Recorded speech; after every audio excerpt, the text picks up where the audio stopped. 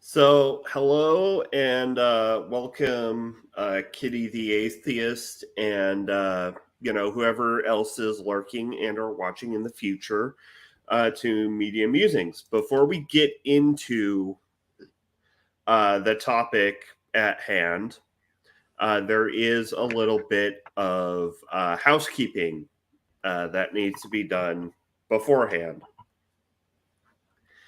Now, due to events over the past weeks, I'm going to have to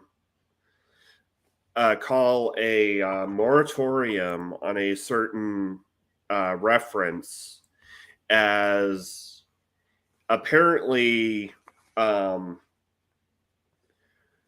referencing the channel punching bag is now illegal hate speech and thus can no longer be tolerated on Media Musings.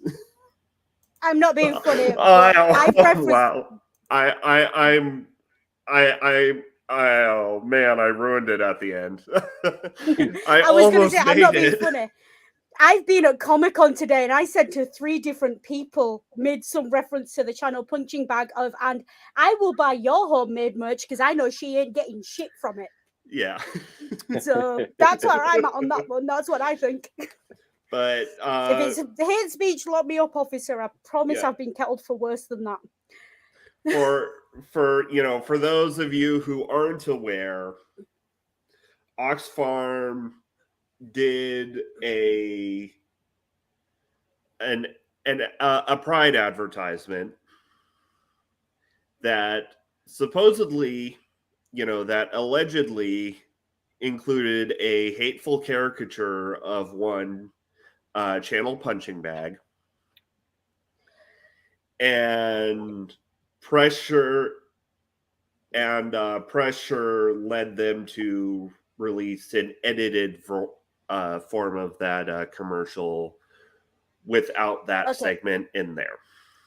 Okay, so in the spirit of not being sued, what I think is anyone who looked at that ad and perhaps drew that conclusion, I'm going to describe them as tired and emotional, because that's what the British press, and that's what I'm going to describe them as. I'm going to charitably describe them as possibly tired and emotional.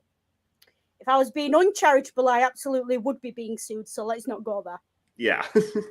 And if you understand British press, just Google tired and emotional if you don't get that joke. And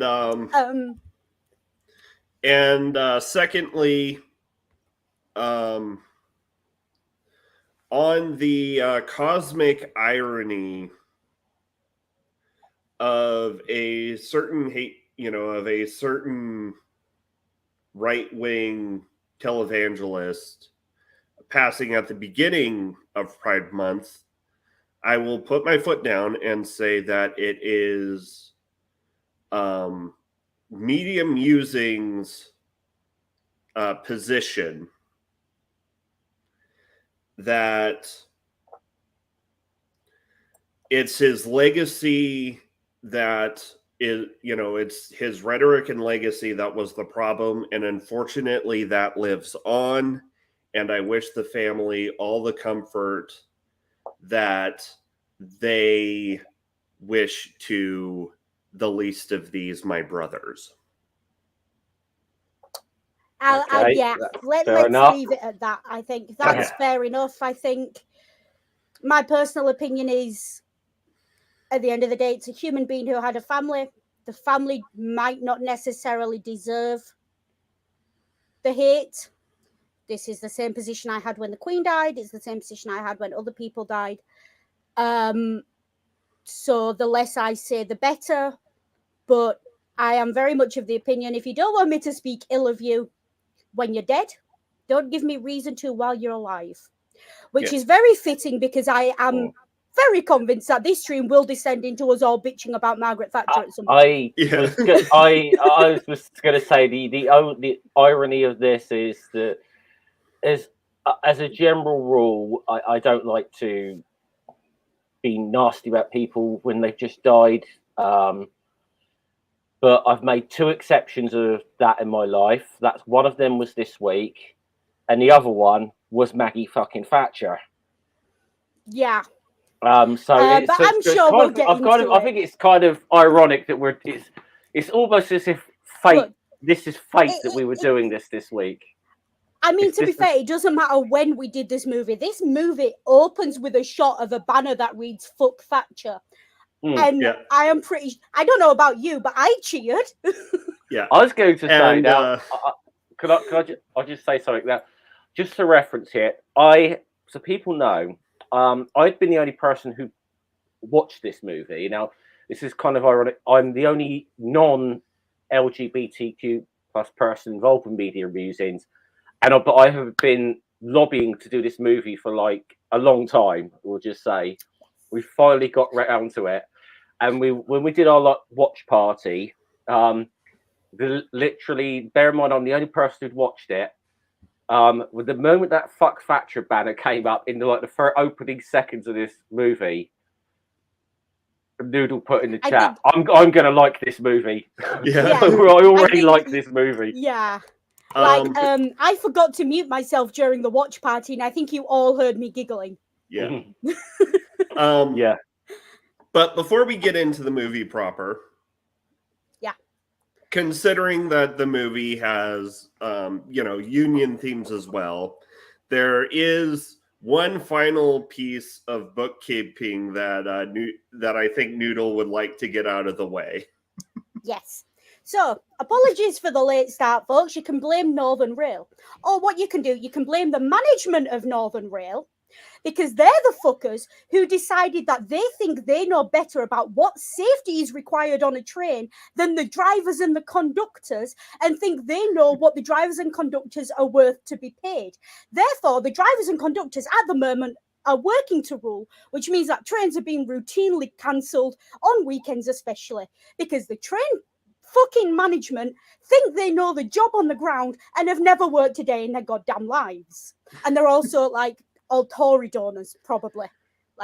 Don't sue me if that's not true, but I assume it is at this point. I have opinions. Support your union. If you meet, you post it. If you're ever passing a post office, if you're passing a train station, if you meet someone who's wearing a Network Rail or a Northern Rail or any rail badge, support them, because I am absolutely behind the unions 1,000% on this. There's a reason Britain always sees a spate of strikes after the Tories have been in power for a certain amount of time. It's because the Tories don't give a shit about the workers on the ground or the people on the ground, and we all need to band together, because when we stand together, not even the Tories can keep us down. So that's my opinion on it. So if there's any people that are not So if there's any people that are not familiar with us on this show that might be watching this, watching us for the first time, just so I think we may have just nailed our colours to the mast, but just to put the exclamation point on it, union and fucking proud. Yeah, that's my old union before I left my old job and I was no longer there. But yes, absolutely, I will support a union 1,000% when they're going up against the Tory government. Any day of the week. I don't care what they're asking for. Give it them and give them 10% on top for good luck. Because they do a job. I've been in train stations when signs have gone up and platforms have been cleared because they've had a jumper or something, and they are not paid enough for that shit. They are nowhere near paid enough for that, even with hazard pay and all the rest of it.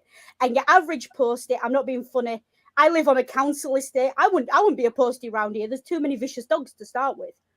So do you know what I mean? Pay them well, and be grateful to them, because during the pandemic, right, when we needed workers, when we needed taxi drivers, postmen, train drivers, they were our key workers. If they were good enough to put their lives on the line to work through that, and we could go stand out and clap for them. We can give them a fucking pay rise now, and we can make sure their work conditions are safe and clean. It's amazing how we like us postal workers, railway workers, nurses, doctors, just everyone else, key workers. We went from being fucking heroes to greedy bastards in a very short space of time, in the British media. Yeah. And I have a lot of opinions, but yes, I'm late because the rail management don't know how to run a fucking train service, and that's also why Chaos isn't here. So yeah.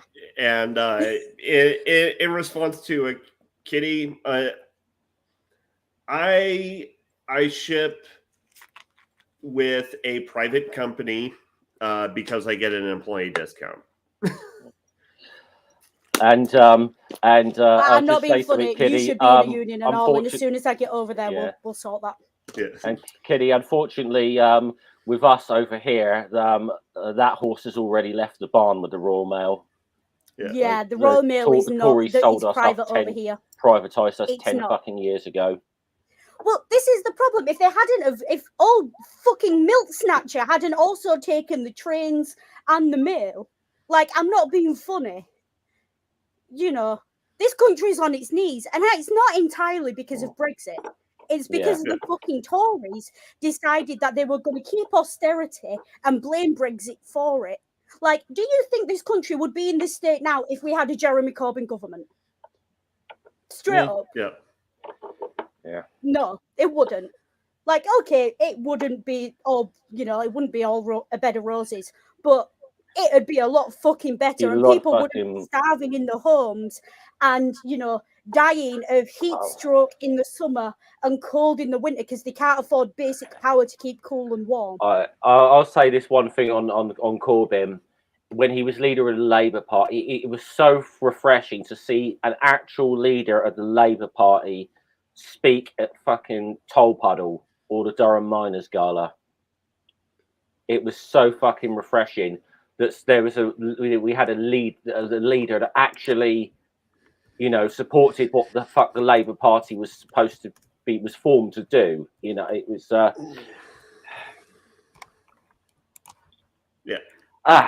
And I suppose we'll get into it. I'm sure at some point in this, but I have one more statement to make on all of this. Jeremy Corbyn still routinely finds his way to picket lines when there's strikes. Keir Starmer used the whip to stop his MPs joining picket lines. That told you every fucking thing you need to know about the Labour Party today. Yeah. Yeah.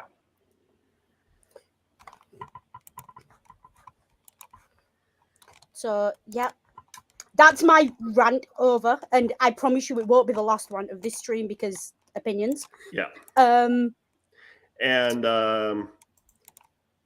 Because we are actually getting audience participation this stream. Native Atheist says Happy Pride Month. Absolutely. Happy Pride Month, Native. Yep. And just one last thing, because it crossed my mind, and I know I'm Columboing, but I apologize. Apparently, American conservatives are actually finally giving a shit about flag code. I noticed. What did a leftist do? Well, not a leftist. The White House flew it at the wrong angle or some shit. No, they flew a flag, but it wasn't the one that. Ring. You better tell the story. I think it's the Capitol building. Flew the pride flag between two American flags, and of course, because it's the fucking Capitol building, there's also an American flag on the top of the building. Yeah. Per flag code, the country flag has to be the highest or in the center. Yes. Yeah. And the picture that all the conservatives are, let me guess, it's had the head chopped off so you can't see the top American flag, so they're all kicking off. It's taken at an angle looking up the stairs so you can't see the top of the building. And so, of course, because the pride flag is higher than the two American flags, because the pride flag is in the center of the two American flags, and you don't see the flag on the top of the building. They're bitching about the flag code violation. You would think though that the right wing in America would know there's an American flag on the top of that building because they only stormed it like last year. You'd think they'd have noticed on the way in. I mean, to be fair, though, like a lot of the flag shaggers in the country don't actually know or follow proper flag code. Dude, I've heard it. Believe me, I know. I'm married to a veteran. Believe me, I know. The Venn diagram between flag shagger and people who habitually violate flag code. It's a circle. It's just about a fucking circle. I'll just say, okay, just one more thing on this. There's a British MP called Lee Anderson, a real right-wing conservative, real 30p Lee, he's known as. And a couple of months ago, he tweeted out this real flag shagger post saying that this is the most. I'm so proud of this flag. This is the Union flag. He says, I'm so proud of this flag, and I love it. And people. Okay. And he was inundated with tweets like, "So the flag's upside down, you fucking moron." But look, there is a proud tradition. Okay, but no, there is absolutely a proud tradition of British fascists flying the flag upside down and not noticing, or doing something with British iconography and not noticing. Do you remember when the BNP are basically Tea Party but British? Right, the BNP when they existed. Let's just say they're very, very closer to the KKK than the Tea Party, but they're closer to the. I don't want to get just to try not to get the you completely nuke the stream. They're a bit like a certain political party in 1930s Germany. Oh, so they're MAGA Q. They're closer to they're the British equivalent of MAGA QAnon. Yeah. The British National Party. Yeah. They are the sole reason it's still like people will assume you're a racist if you fly an English flag and it's not football season in this country. But they once released a poster. The Battle of Britain. Yeah. I know what you're going to say. Our heroes. And the plane on the poster. And Scummer's laughing because he knows. The plane on the poster was, and it was an anti-Polish immigrant poster, and the plane on the poster was only flown by Polish pilots in the Second World War. It was a Spitfire. It was a Spitfire. So they obviously it's this symbol of great. But there was the number on it. Someone pointed out this is a Polish squadron. They got ripped to shreds. Yeah. So and that's the level of intelligence we're dealing with, folks. I was going to say, should we talk about this movie now? Yeah, so now let's get started on the movie. Now we've trashed fascist Thatcher, the Tories. Is there anyone else we need to trash before we start? Now that we've given, potentially new, any potentially new viewers lurking in the chat a taste of what our politics are like, let's get into the movie. Let's get into the movie. So I love my country. I can take or leave its government. But that's the thing, though. I mean, I would honestly, I would die on the hill that the people like us love the country more without being like hyper nationalist, because we are willing to call out the flaws and we want to make it better for everyone, as opposed to just, trying to push all of that away in the sake of just blind nationalism. So there's a joke, and I don't know if you've ever heard it, but I'll tell it anyway. An American and a German are sat in a bar drinking. And the American says, I love my country. I support the flag. I support the troops. I think our country should spend more on the military and more on weapons and should go to war in more countries to spread democracy. And the German looks at him and he says, I'm patriotic too. It says, I vote for higher taxes, free education, free healthcare, free childcare. I vote for my people to vote for politicians who promote peace, not war. I vote for equality and I vote for human rights. And that to me is the difference between patriotism and nationalism. You can be a patriot and love your country and be left wing. You cannot be a nationalist and be left wing. That's where I say. And No, the American agreed. looks at him and he says, but that's not patriotism. And he says, it is in Germany because we've already tried it your way. Yeah. Yeah. It's not wrong, is it? Not wrong at all. I have no notes. Yeah. No notes. And I feel this is a very good, starting off point for a film that literally opens on a banner hanging outside a window saying "fuck Thatcher" on it. Yeah, a film whose main protagonist was the secretary of the Young Communist League. Yeah, I think it was the Young Communists. Yeah. Although that's not mentioned much in the movie. I wonder why. Yeah.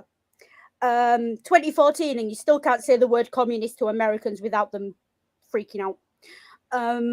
I mean, McCarthy, you've got a lot to answer for. I mean, we've still got to, we do have another McCarthy, as Speaker for the House. Yeah. Can you tell the difference between the two? Actually, the this one has all the Uber rights mad at him. So. Yeah, but like, I don't know, like just. But anyways. Yeah. Look. Okay. So 20 minutes in, you should know what our politics are. Like, you've got 3 queers here. Like, raise your hand if you remember the 1984 strikes, first of all, or if you were even born. I was very young though, and perhaps didn't, because I'd have been about 4 or 5 when the Great Miners' Strike was going on. Now too long didn't read history of this. When Margaret Thatcher was elected in 1979, one of her big things that she wanted to do was smash the trade unions that are quite powerful in Britain and just smash working class. Now, previous Tory governments have tried to do it. Ted Heath tried to. But they all made the mistake of, in the past, taking on all of the trade union movement at once. Yeah. Thatcher picked them off one by one. That's why she was successful. But in 1984-85, the National Union of Mine Workers called a national strike. And to be clear, the National Union of Mine Workers was the most powerful trade union in Britain. They had successfully, they pretty much brought down Ted Heath's government in the 1970s. This was a very powerful union and very, I mean, they, how was most of the electricity, in Britain, where did it come from? Coal. Yeah, we until very recently were a majority coal-based economy. I mean, power and infrastructure. We still are. I will say by the 1980s, North Sea oil was starting to kick in a bit, but we end up with this one of the bitter disputes, labour disputes in British history. Yeah, this thing lasted a year. You just imagine being on strike for a year. And of course, what this film is about, and because I want to preface that what the film we're about to talk about is a true story. Yeah. The way that the miners were able to keep going for so long was because of support groups who raised money. Because Thatcher essentially was trying to starve them back to work. And I will point out as well, a lot of the people who are represented in this film are still alive. Yeah. And a lot of them were part of the promotion for this film when it came out in 2014, supported this film and said, yes, that's how it went down. Yeah. So this film is obviously dramatic license has been taken with timings and events and things, because no one wants to sit and watch people driving from London to Wales in a minivan, because that would make, you know, that's not a good drive. It's not, it's not a fun drive for anyone, you know. But they definitely caught the spirit of what happened here perfectly. And what I love, and what I love about this for Pete as well, is the fact that they've done this, that they did this story as a comedy, a light-hearted comedy in this film. And yet it's done so, but it's not done in, like, the comedy in this film does not take away from the seriousness of the subject matter. It's a very queer comedy. Like, it's queer all the way down. And the jokes, a lot of the jokes, you are not going to get a lot of the jokes if you are not in the British queer community. Like, I've been part of the queer community for, I was underage when I first joined, and they were very kind and allowed me to pretend I was already 18, but about 15 years. And, you know, they just didn't hand me alcohol and no one hit on me, which was fine, because I needed somewhere to go, because I was raised in a Catholic household. So, you know, and my first Pride was 15, 16 years ago. Just as it was changing from being Pride by queers for queers, and yes, I do reclaim that term, to being corporate badges and shit.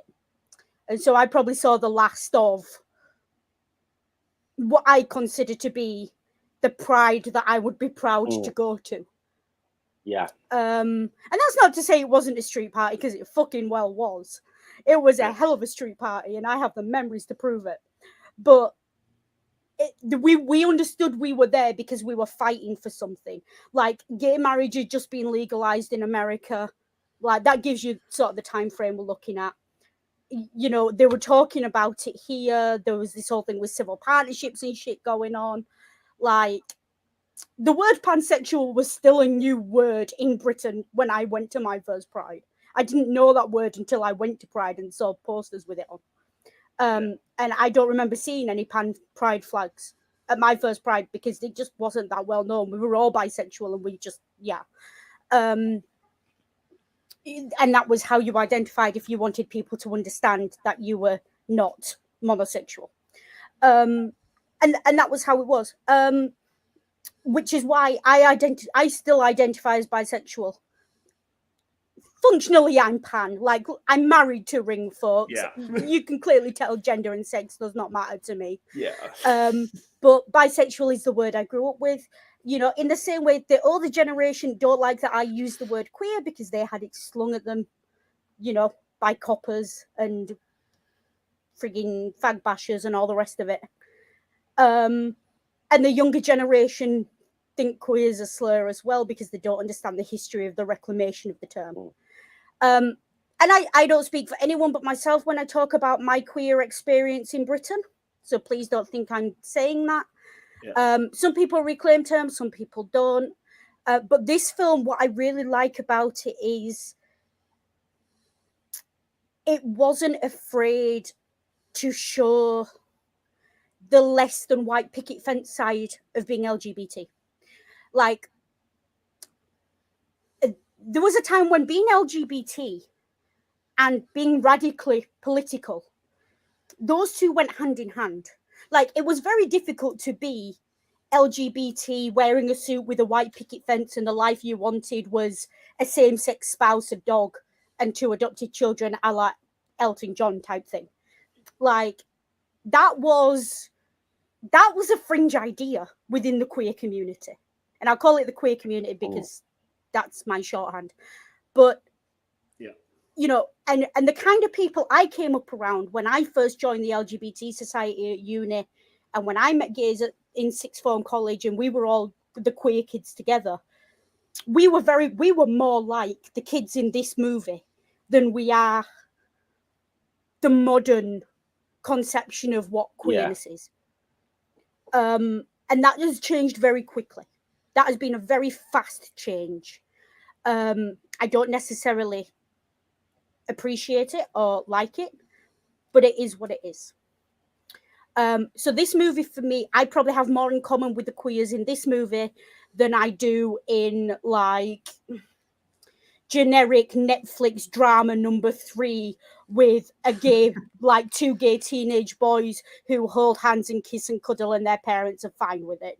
Like, on that spectrum, like, I'm glad both forms of media exist because we need positive representation and also apolitical representation, but we do still, I wish we still had that radical spark.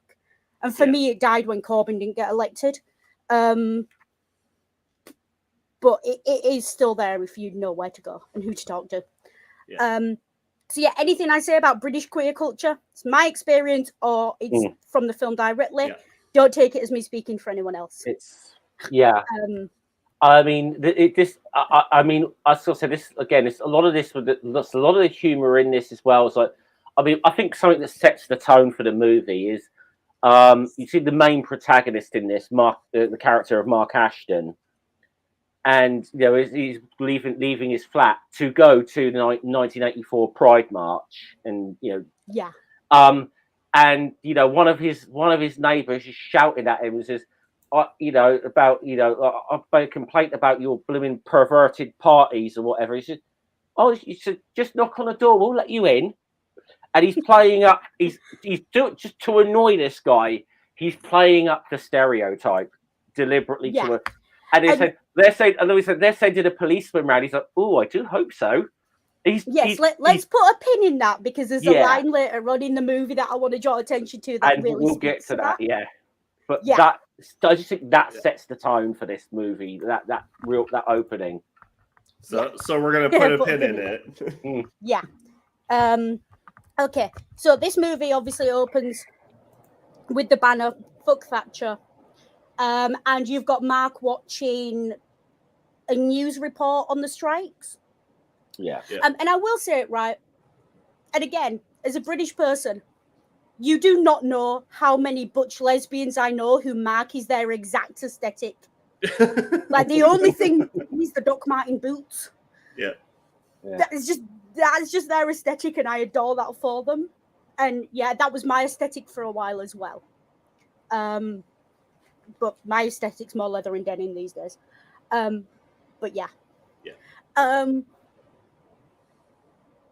and yes, queer pin badges are a thing. I don't think you can see this, but this is my pronoun badge, she, there. So, it's very...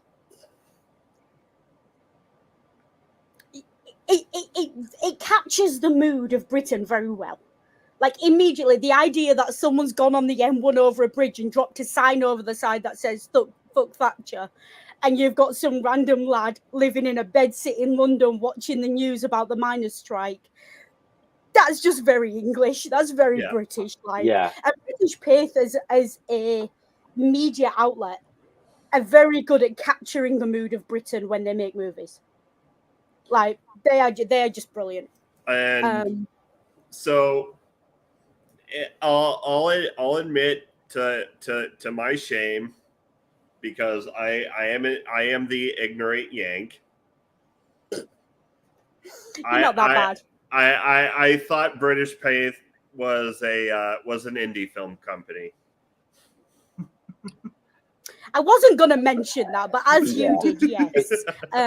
British Paith is not an indie movie.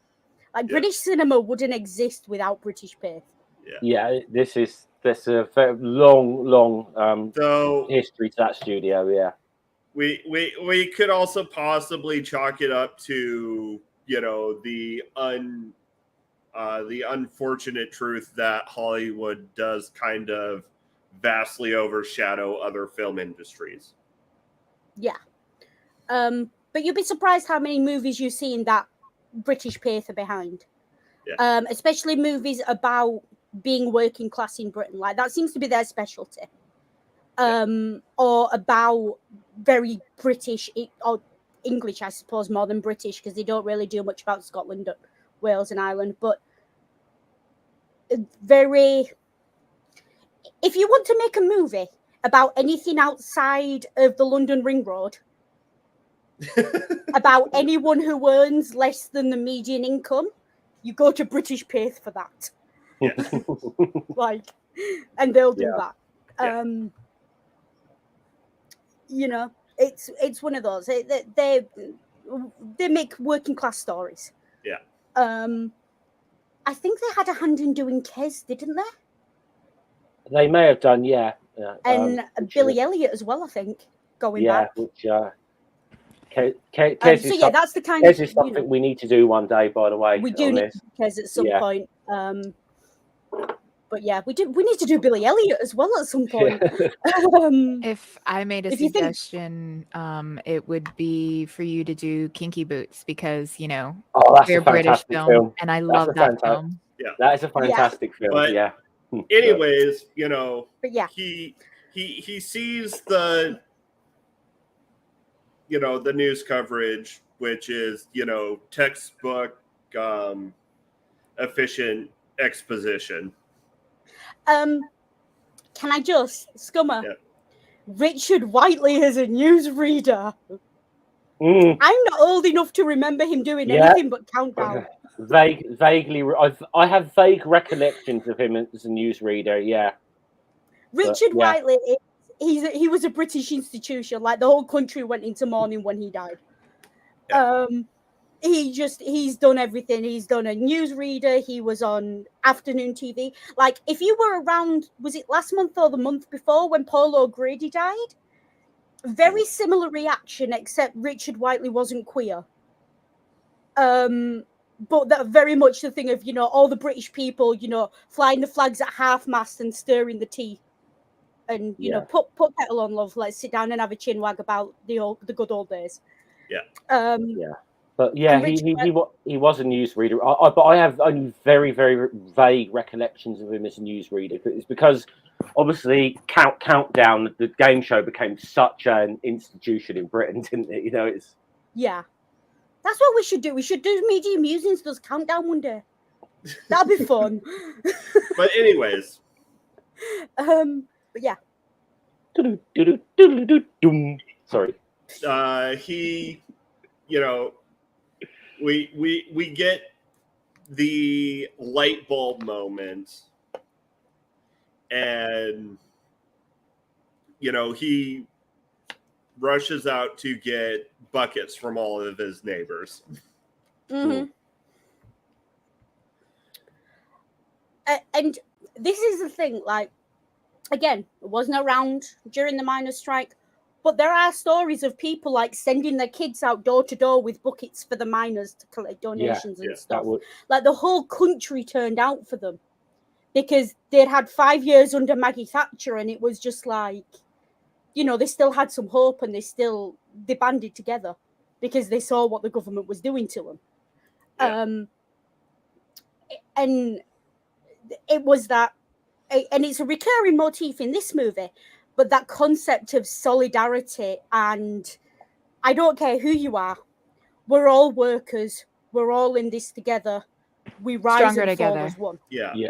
If Pride is a movie about anything, it is a movie about solidarity. Yeah. And why we need to have solidarity amongst oppressed communities.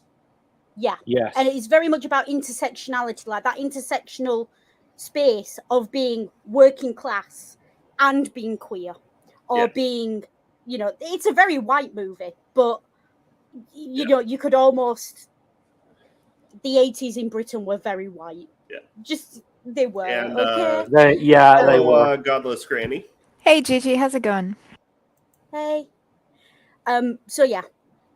That's not to say there were no black people in Britain in the 80s, but they weren't moving in the circles this movie moves in. Yeah. So it's fair enough. You know, they were mostly working. The Windrush generation were mostly in the northern mill towns. They weren't in the Welsh mining villages. So yeah, that's why there's not many black people in this movie. But, you know, it was what it was. And they're not necessarily relevant to the story, but I just thought I'd throw that out there. that intersectionality of being working class. Like Mark is clearly like the idea that like these characters don't go to university when they're working class. They go to college. They go to catering college. They go to night school. Yeah. They learn. They get their education in bookshops, not in universities. Because the idea of being working class, even though university was free at this point in Britain, and going to university, like if you dared to imagine that you could go to uni with a glottal stop, they'd laugh you out the room. I was going to say this is because this is good as well. We get this in this point as well with the we're also introduced to another one of the other sort of characters in this that goes through quite a journey in this film, Joe, aka Bromley. Yeah, I'd say that like in terms of like point of view characters, the movie's pretty evenly split between Joe and Bromley, even though it is very much an ensemble cast type movie. Yeah, it's between Mark and Joe, isn't it? Yeah. A little bit of focus on Jonathan, fair bit on Sian in the Welsh village, but for me, obviously, again speaking to that British queer experience, Bromley for me is the character who, like, that's the character arc I identify with. Like being scared to be seen at my first Pride because I told my parents I was visiting a friend's house or going to the cinema. Like lying to my parents about who my friends were and whether they were straight or not. Yeah. You know, hiding my photographs and my Pride merch and my other stuff. Like that really resonated with me because that's my experience. But also my experiences going away to uni, becoming radical, and also being like, yeah, fuck, let's go march. Yeah, I mean, Bromley's journey kind of is that of what the title of this movie, "Fuck Pride," is Joe's sort of story. Is about him finding his pride and his identity. In a sense, that's kind of his arc. Like learning to stand up to his parents and say, actually, do you know what? Yeah. This is who I am, and if you don't like it, you don't deserve space in my life. The tight perm does not work for you. That's I love that line. Yeah. Yeah. I'm trying not to be too visible. Here, hold this banner. Yeah. It just goes. Yeah, he gets kind of because he sort of like dips in and out, doesn't he? Because he's sort of a bit shot, but he eventually does, get into the march and you are getting people shouting abuses at the pride marches there, and you still get it. You should get it today, but so I'm going to refer back to last week where how I said you could very easily read Spider-Man No Way Home through a queer lens. A lot of that, the idea of having to live something of a double life and then being dragged out into the open. Yeah. Yes.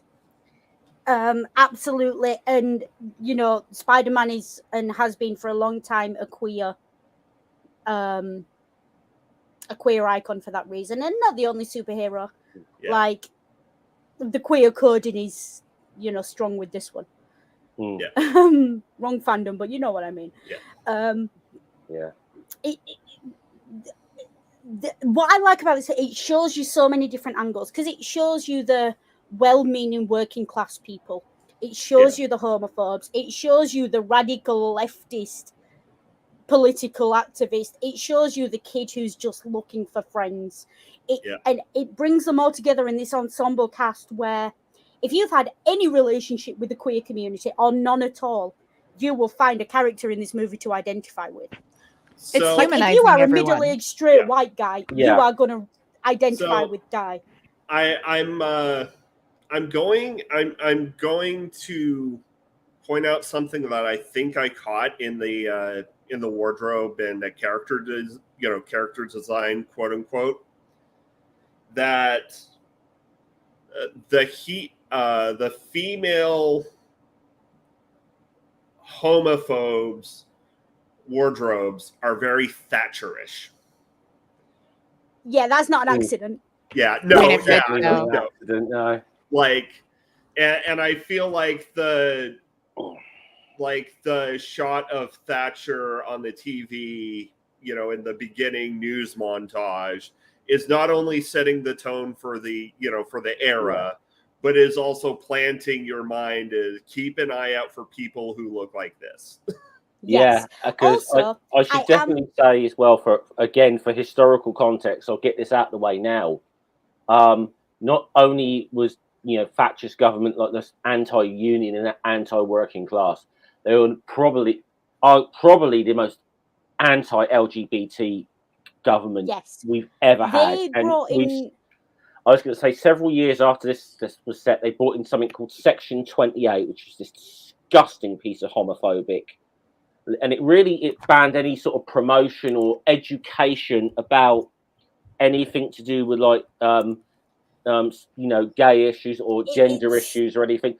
And as a result of it, I mean, you've got listen. I'm that generation. I was at school when Section 28 was a thing.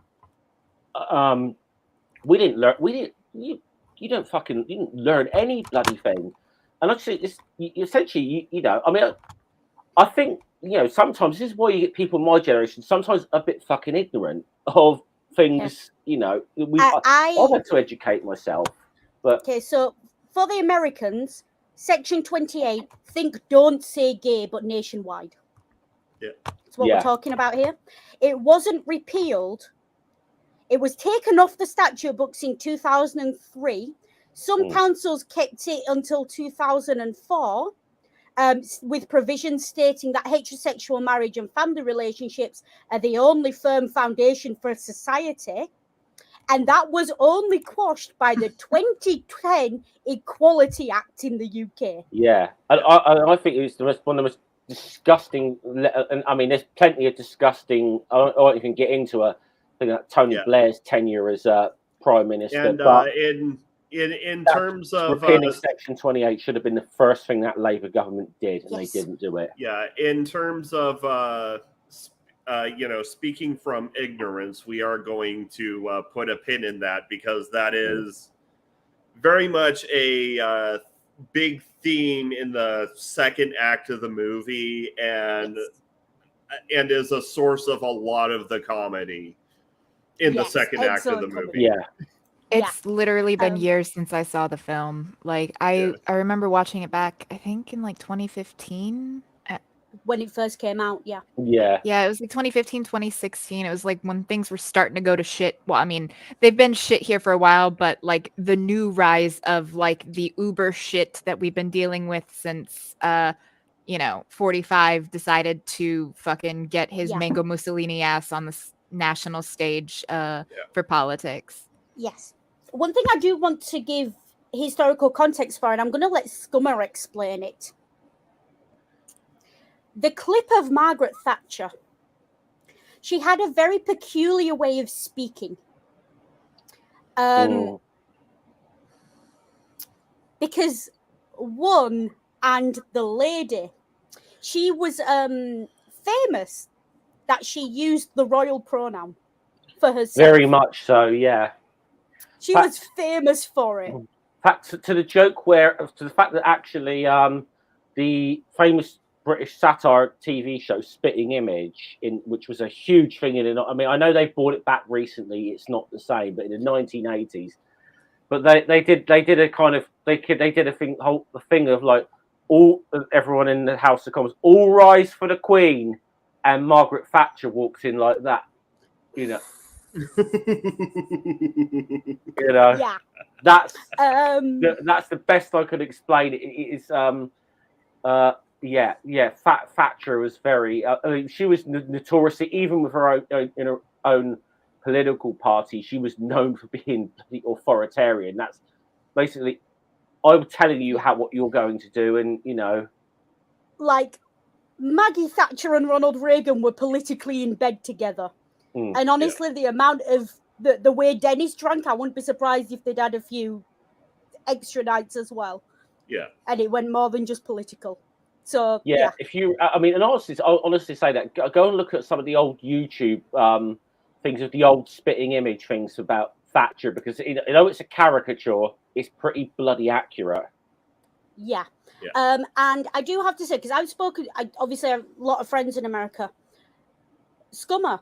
Americans are taught that Maggie Thatcher was a great leader who kept the Falklands. That's how Americans are taught about Maggie Thatcher. So, what do you mean? So a lot of fucking people in this country are taught about her. Yeah. That's. I don't think we should go down that rabbit hole, personally. Yes, but just to point out, Margaret Thatcher was a great leader in the way Ronald Reagan was a great leader. Right-wing authoritarians who would do anything to keep the working man on his knees. Yeah. Well, because at this stage of capitalism, we need the people desperate, so they will work harder for lower wages, and keeping them constantly worried about whether they're going to have a roof over their head and food in their bellies is a great way to keep them desperate, and desperate people are easier to take advantage of. There's a reason the slogan for the miners' strike was coal, not dole. In the UK, dole is a slang term for the welfare state. Yeah. These men wanted to work. They just refused to do it in unsafe conditions for a pittance. Same way, that's the same argument the train unions are having now with the Tory party. They just refuse to do it in unsafe conditions for a pittance. I mean, you can't have both. I mean, got to be honest here. To be clear here, when we really need to get this point across, people who don't know much about the British and the coal mines. Okay, maybe this is a put a pin in the moment for, because it will be explained later. But these coal mining communities were fighting for their survival. That's the problem. That is what we're talking about here. It wasn't just a dispute over pay and whatever. They were fighting for their very survival, their way of life, to be able to keep a roof over their head. Because this is the sad thing. This is the thing. 5 or 6 years after all this happened, pretty much almost nearly all the flipping coal mine pits in the country were closed. I think Ring was actually in the UK when it was on the news. The last coal mine in Yorkshire closed. Yeah. I think it was in It was very recent. There was one in Wales or something, because there was the thing that they kept the workers actually used their redundancy money to buy what was left of the pit, and they kept it going for a good 20 years, and it was thriving. And the only reason it stopped is they kind of run out of coal to mine. Which fair cop, But Ring knows, the coal industry was the backbone of British industry, because Britain famously had a very strong steel industry, cotton industry, and all that. And all that went to shit after this because they had no power to run the machines. I'm from a mill town, and Ring will tell you the state of the town I'm from. Yeah. It's never recovered from the Maggie breaking the stripes. I mean, the point that I was going to say is, you can't have both. It's there are people that are willing to do the most dangerous, unsafe jobs, but they have to be compensated well. It's I will take this loss so I can provide for my family. But you can't expect somebody, being paid, a wage that is fine for non-dangerous work, to then go and do the dangerous work. It's one or the other. Either pay them really well to do the dangerous thing and let them make that choice, or, if you're not going to pay them enough to go do this dangerous thing, then don't expect them to do the dangerous thing if you're not going to compensate them for it. Or, why am I going to, if I've got the option to sit in a nice, air-conditioned, comfortable office at a computer for 7 hours a day, or go work a 12-hour shift at the pit face, in a mine where I could potentially die at any moment if something collapses or something goes wrong, in horrendous, horrific conditions that are probably going to give me lung cancer before I'm 50 anyway. for the same wage. Why would I do that unless I had absolutely no other option? Yeah. Like, I work in an office. Do I think I should be paid the same as an ambulance worker or a postie, a train driver? Absolutely not. They see dead bodies on a regular basis. Like, and also I will point out the rail companies at the moment, one of the reasons they're striking is because the rail companies want to pull conductors from the trains. So that means that on a train that's holding potentially hundreds of people, the only person who represents the railway is the driver. So if you're disabled, fuck you, because no one's going to come help you get your wheelchair onto the train. If you have a medical emergency, fuck you, you better pray you live till you get to the next station, because there's not going to be anyone there to help you. Yeah? If something goes wrong on that train, fuck you, there's not going to be anyone to direct you. And that's part of the conditions that they're saying, no, we need a conductor on every train. That's what they're there for. And that's one of the things that they want to argue against. Like, or, you know, it's like arguing over whether or not minors should wear a helmet or not. Yeah, or like how Congress told the railway workers in the U.S., to go screw themselves when they started striking for better conditions, and then immediately afterwards we have a ton of hazardous material train derailments from all the deregulation that Trump did. I mean, but this is just the start. Soon they're going to write like an AI program and make it all automated. I mean, for fuck's sake, I went to a fast food restaurant with my sister yesterday to grab stuff for us for lunch, and the fucking the order thing is run by a fucking automated system now that doesn't half the time understand, like what you want to say, and it.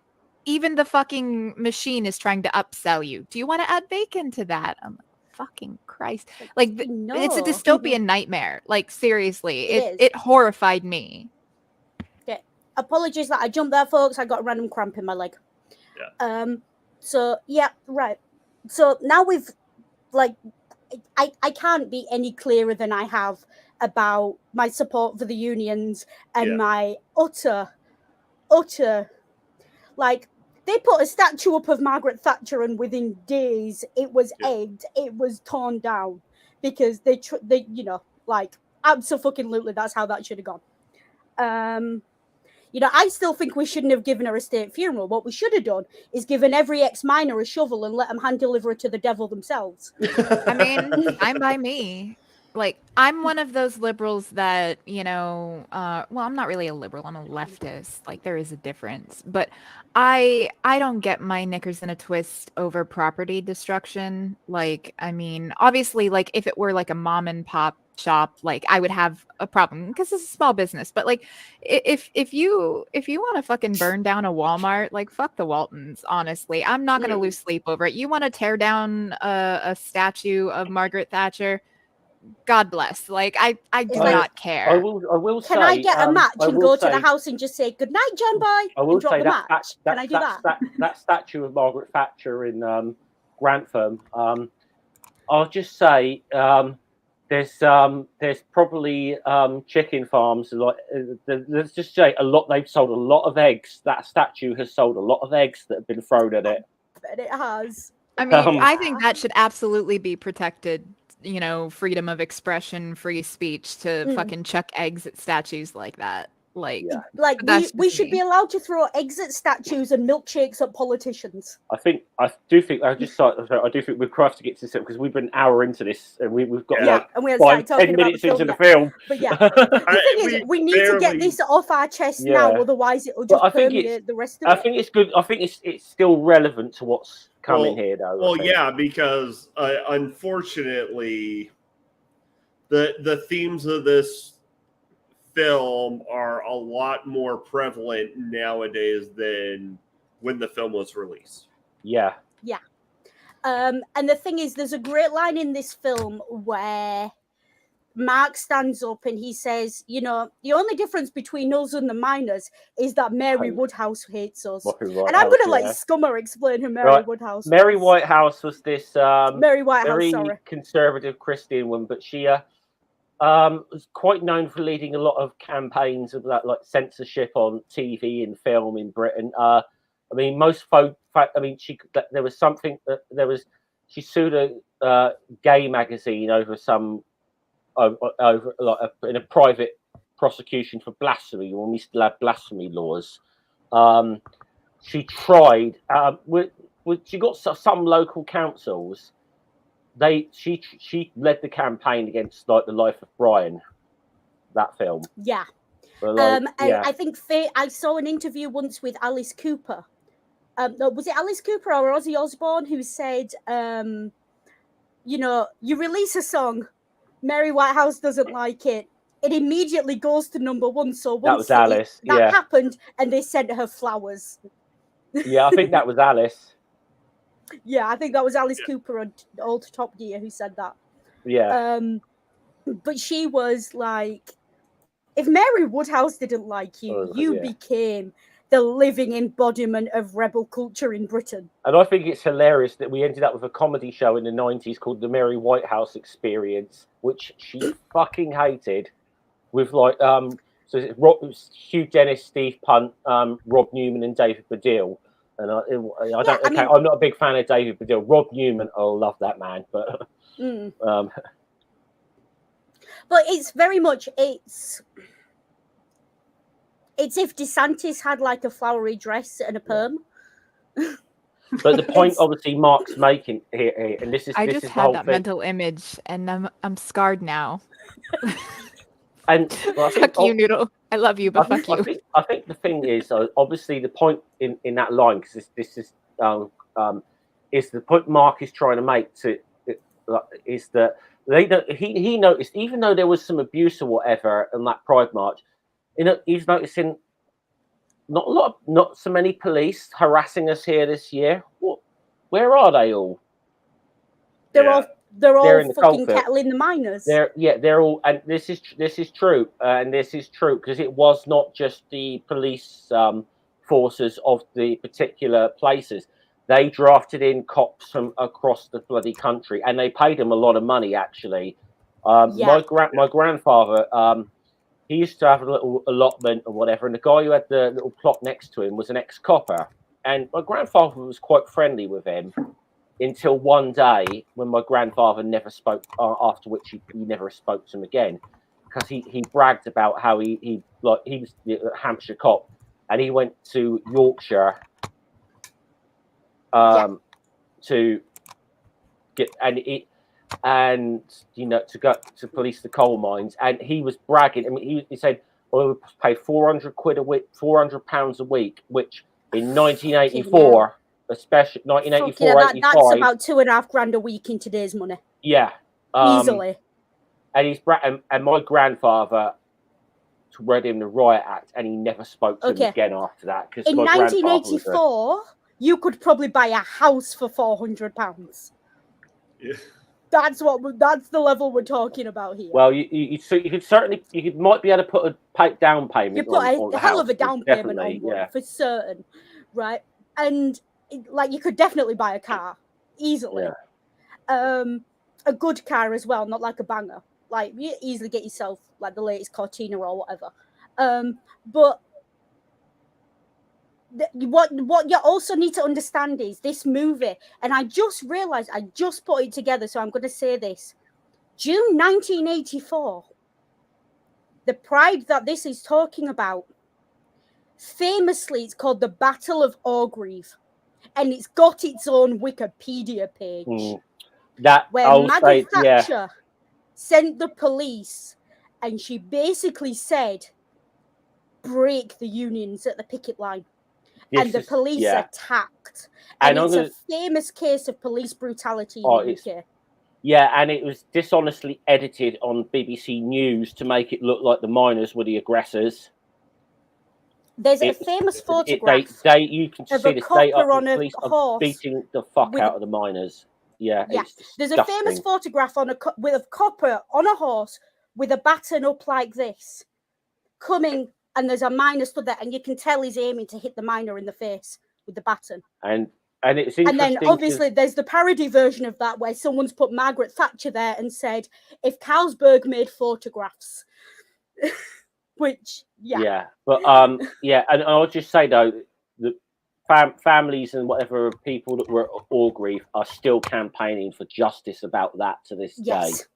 And you know, you know, this is the one again. Another sad thing about if we've got a Corbyn government, there would have been a fucking inquiry into Orgreave. Yes, there would have been, because I think it was part of his manifesto. Yeah, you know, I actually was there at Tolpuddle when he said, "Yes, we want an inquiry into Orgreave."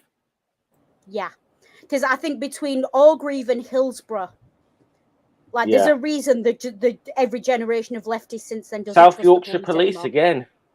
Yep.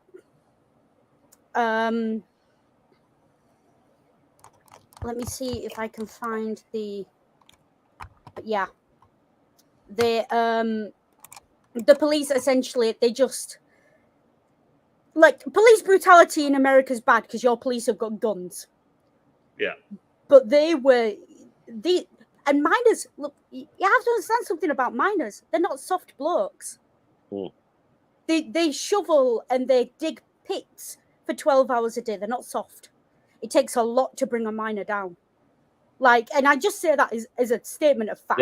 It's just like true. a miner punches you, you are not moving. Yeah, they're pretty tough breed. They're a pretty tough breed. The coal miners were. It's a job requirement. You know, and again, this plays a lot into the film. You know, these are very tough.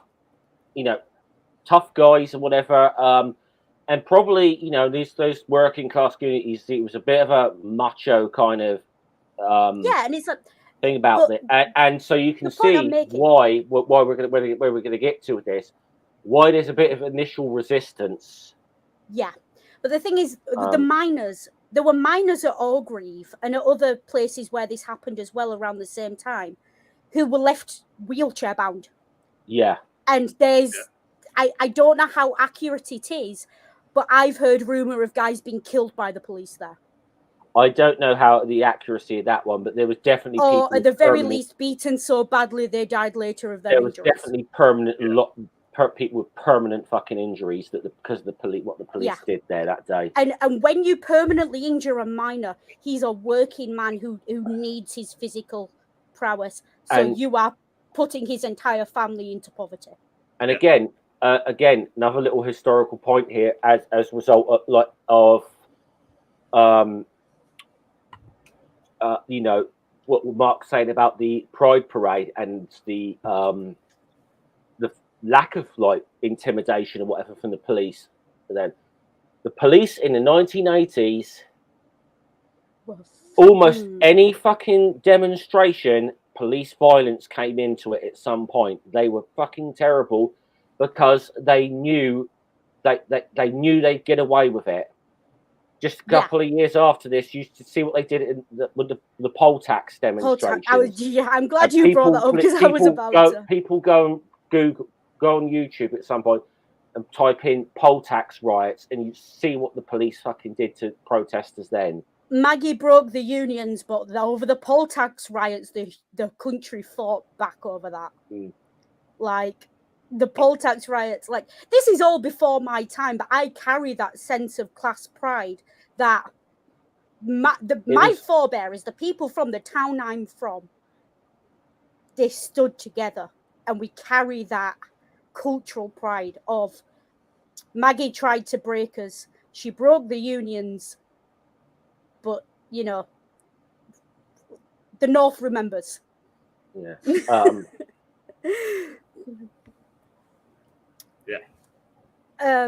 But talking about all that. So we've got Orgreave going on, we've got Pride going on. This is, to put it lightly, it's a hotbed. It's one spark, and this is going to break out into all-out civil war. Yeah. She's ready. Did she put the army on the streets over Orgreave? I can't remember. No. I say I can't remember, like from the stuff I've read. No. Yeah, Winston Churchill did that in 1926 during the general strike. But yeah, well, even though he wasn't the PM, less he said was. about that, Yeah, fucking about.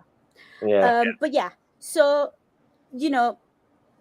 very much bordering on: is this going to descend into martial law? Is this going to descend into a civil war? Yeah. And the battle lines were very much drawn on workers versus police and scabs. Yes, like that was the battle line. And I say scabs because a scab, for anyone who doesn't know, is someone who crosses a picket line to go to work, someone who goes against the union. Yeah. And there are still people who cross the picket lines in the 80s in Bradford and Halifax, where I live, who still can't get served a beer in certain pubs because they're a scab. Yeah, that's and they're known as a scab. There's and you will. I can tell you from stories I've heard, similar attitude in South Wales as well. Yeah. There's and we're talking about pubs, so... where ex-IRA guys can walk in and get a drink, but scabs can't. Yeah. This is the level we're talking about here. They'll give a terrorist a pint, but they won't give one to a scab. This is the level we're talking about. And terrorist, depending on your political leanings. I think it is Mark Ashton who mentions later in the film that growing up in Northern Ireland taught him that inter-community solidarity needs to be a thing. Yes, and it does. And I am just about old enough to remember the times before the Good Friday Agreement. I'm old enough to remember the Arndale bombing in Manchester. That's like one of my earliest memories. And so again, what you're seeing is Britain. Everyone tries to say, "Oh, Britain is this unified country and has this great history." Britain has never been unified. Is the point I think I'm making here? Yeah. Like, it's very tribal, and you take a part of your identity. Like, I have more in common with the Scottish and the Welsh as someone from Yorkshire than I do with most Londoners. Yeah. Well, just how that goes. I'll just say this: if we ever have like one of these national divorces, I'm just going to say the rest of the country, and then we just leave fucking London by themselves. Yeah. I'm not. No disrespect to anyone. People know my views on London. I can tolerate it for a day or two, but I would not want to fucking live there. I'm not paying £7 for a beer. That's ridiculous.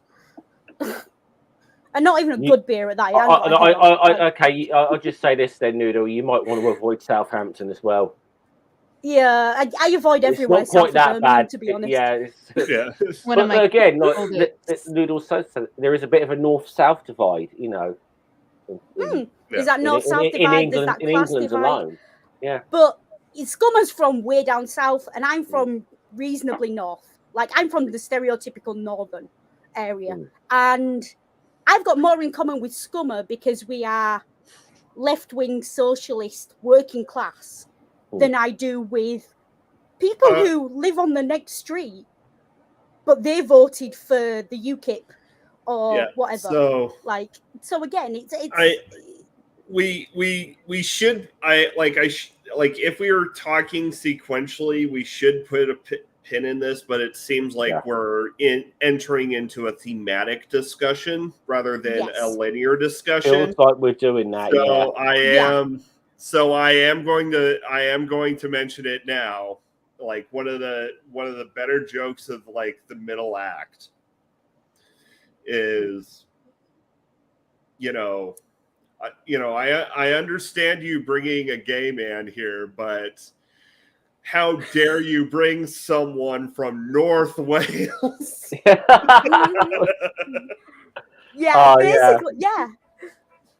That was that was a great joke. But it's very tribal. It's a lot of it's based around football teams as well. Like, even if you don't follow football, like, somehow you absorb those rivalries. Okay, so I think obviously it's just to try and I suppose to move it along. Obviously, you know, they formed this group, LGSM, Lesbians and Gays Support the Minors. Now the problem that they have initially is even though they're raising money, the problem they're having is no one will take the money. No one wants to take they phone every bloody branch of like the National Union of Mine Workers in the country. Yeah, and there is just something I want to say there, because you talk about lesbians and gays support the minors. Even in 2014, when this movie was made, to see a movie that had at its center a group that proudly called themselves lesbians and gays and used those words in media, that was that. When did you ever see the word lesbian or the word gay in media?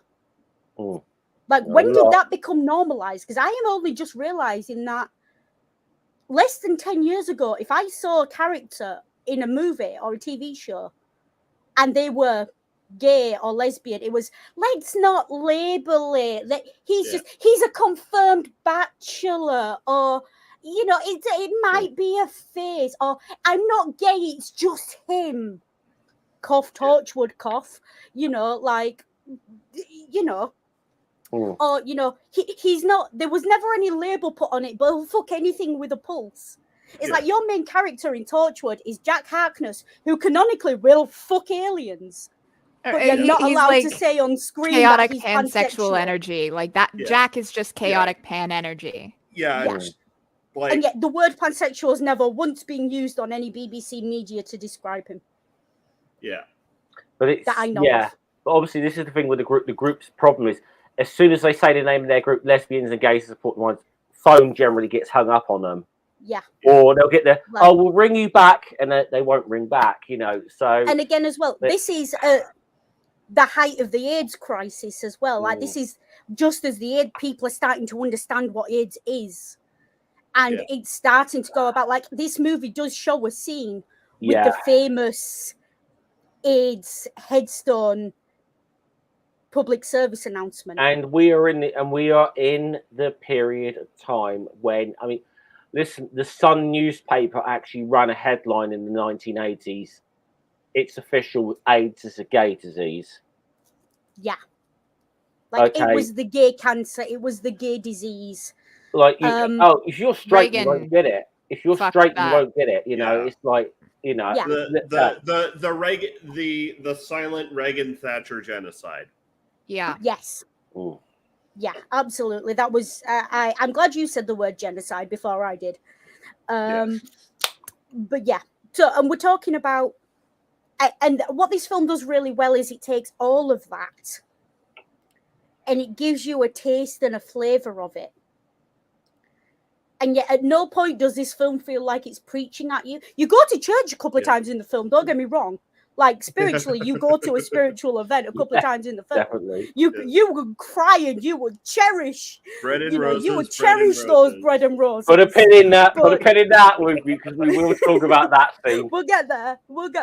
But it is, this film for me,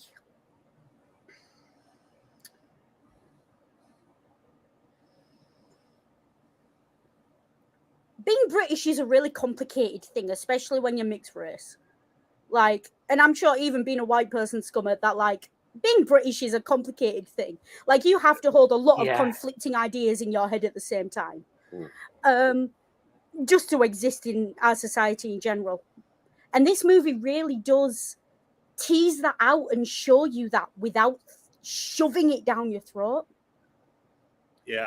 But well, it is unapologetically British. It's like the old joke, isn't it? You know, what is being British? It's driving Japanese cars, eating Indian food, watching American TV shows, you know, using German tools. You know, using German tools, but most of all, being suspicious of all things foreign. Yeah.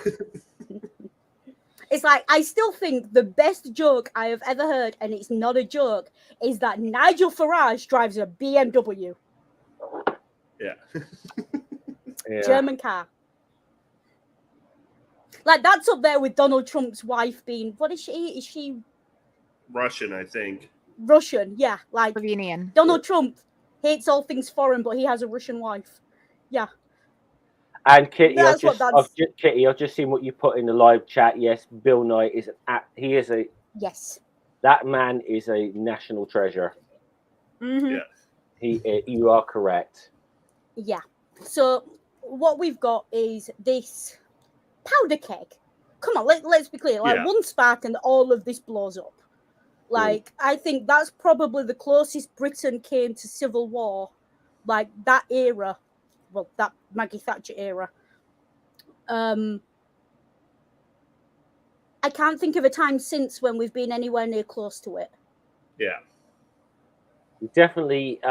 Yeah. I mean, I don't know what to say that we were close to revolution, but it was bitter. I mean, it was a. I mean, it's like I said. That during that whole period, and I said that. I mean, the miners' strike, like I said earlier, wasn't even the first big strike in Thatcherism. Like, steel workers put up a massive fight with her. I mean, and then you had obviously, even though it might not necessarily be government things, you had like in the press you had the Wapping disputes. Yeah. And then you had to, I mean, especially that was the despicable actions of the electricians union. And yeah, I'll just say fuck Eric Hammond to this day. Fucking class traitor. Because like with the press things, Rupert Murdoch smashing the unions in News International. Why is it every time something terrible happens in world history, that fucker's name is involved somewhere? Yeah. Well, I could tell you a story about the Wapping dispute, but I don't know that it's really relevant to the stream. Yeah. So let's leave it. We've already try to keep things as on topic as possible. Yeah. Yeah. So they go out, they start getting money, and people are donating for the miners. Like, they don't care who they're donating to; they're still donating for the miners. And you do get that little bit of pushback. And look, you would still get that in a queer community today if you went out and said, we're raising money for the train drivers or the posties or for the working class men. And like, especially where I live, like, most working class blokes where I live wouldn't knowingly shake hands with a queer. Yeah. Like, they just wouldn't do it. Like, they wouldn't shake hands with us. They wouldn't have a pint with us. When the group is being formed, you have a guy from who says he's from a mine town and says, they beat me up, every day on the way to school and every day on the way home. Yeah, and I think that's an important point to raise here as well. That because you expect the backlash from like the coal mining communities towards like gay and lesbian people as a support group, but I'm glad this movie tackles it as well. The fact that there's a lot of people in the gay and lesbian communities, whatever. Well, why the fuck should we help the coal miners? Yeah, and the thing is, these mining villages as well. It's that small town mentality. Yeah, it's it's a village mentality. It's there are still parts of Wales that I hold my hands up. I'm half black. I wouldn't go there without a white person. Straight up, I just wouldn't go there. Because I've been told they don't like non-whites. They don't like queers. You know. Yeah. And I don't know how true that is, but that's what I've been told. I'd be it's probably not as bad as I've been told. I'd be skeptical with those claims, but if you don't feel safe, then don't risk it. You know, but what I'm saying is that's what people think of them. And that's what I'm saying. Like, you had the queer community who it only takes one or two nasty stories of those nasty miners did that to me for the whole community to close ranks and go, why the fuck should we help them? They're not with us. Yeah. And, that's why I shared that, because that's what I was leading to. Like, there's probably no truth in it.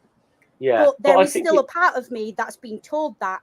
and would therefore have that wariness of going there But without I'm glad. a But white I'm person as a glad. guide. I'm glad the film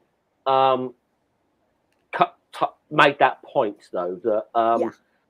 that you know, it's not just saying like the hate the whole and the gay and lesbian community or whatever suddenly wanted to get on board and help the miners. I mean, no, this was an argument that they had to have in their own community. You know, like Mark Yeah. Ashton's, he's having that argument. He doesn't get everyone on board, and I mean, you know, like one of the other characters. Now, I don't know, you know, factually, but whether this was factually, whether he was like this or whether this was just as a plot device for the movie.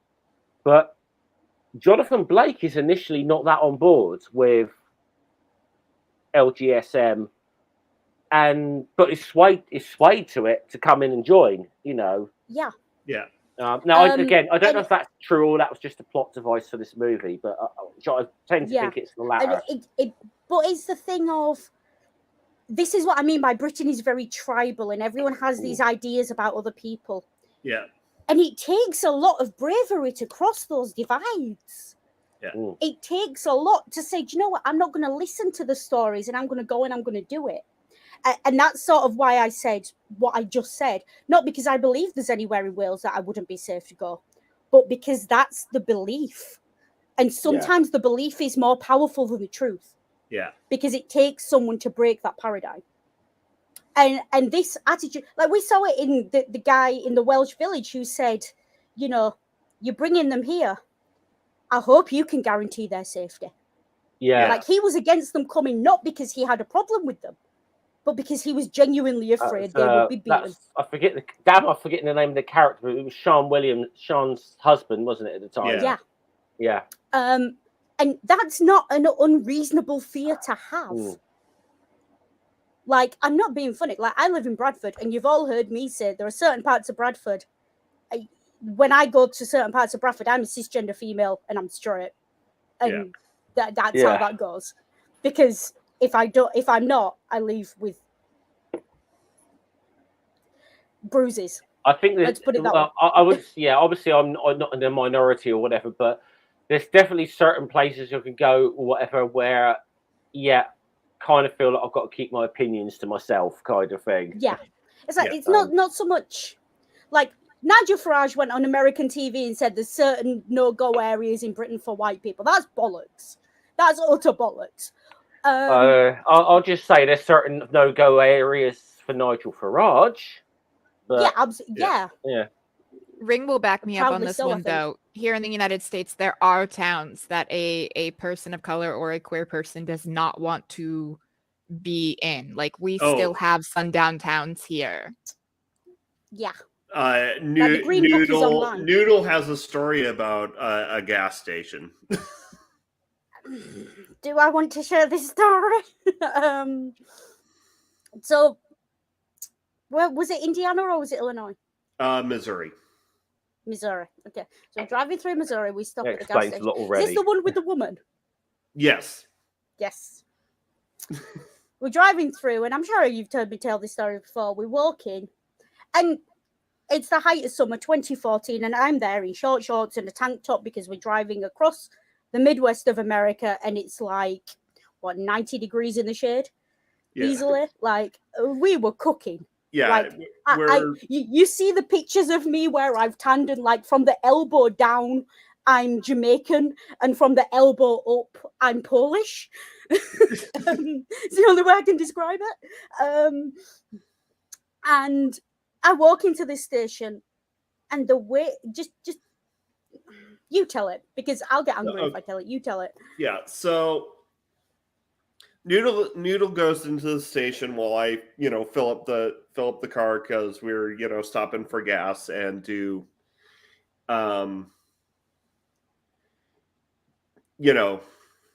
use the restroom. So Noodle goes to use the restroom. I finish up filling up the tank, and then I go into the restroom and go and grab go and grab a couple Cokes for the road, because even though I even though I bought a tank of gas, I still, go by if you use the restroom, you got to at least buy something rule. And so I go up, and because it's not because you can't ask for military discounts, but you can accept them, I would just flash my my military ID at the register, because taking advantage of discounts, right? And this lady, walks up to me and says, "Oh, I'll, and offers to pay for my gas." I'm like, I already paid at the pump. Turns out she had been reaming Noodle while I was in the bathroom, and not realizing that Noodle was with me. Oh no, she realized I was with you. Yeah. She also realized that I'm not white. Yeah. Because the comment she passed to her husband was not repeatable. Yeah. And we're on a stream where I've already mentioned fag bashing once, so you can imagine how bad it was. To the point where I said to Ring, if you accept her money, I'm walking to the nearest airport and I'm going back to England. Yeah. Which was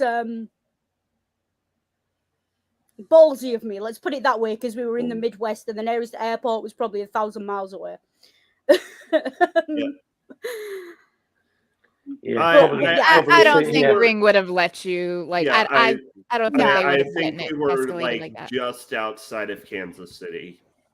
Yeah. On one end would or I the other. Would I have wanted to fly out of Kansas City is the question. But here's the thing. Like, on the flip side, though, Noodle, like, I mean, yeah, like, I totally get your point, but, like, fuck it, like, let the bigot better your situation, kind of thing. Like, fucking, I wouldn't feel bad about it. See, I'm that way out because when a middle-aged white woman who looks like Margaret Thatcher, but twice the size because America. I'm glad you said that.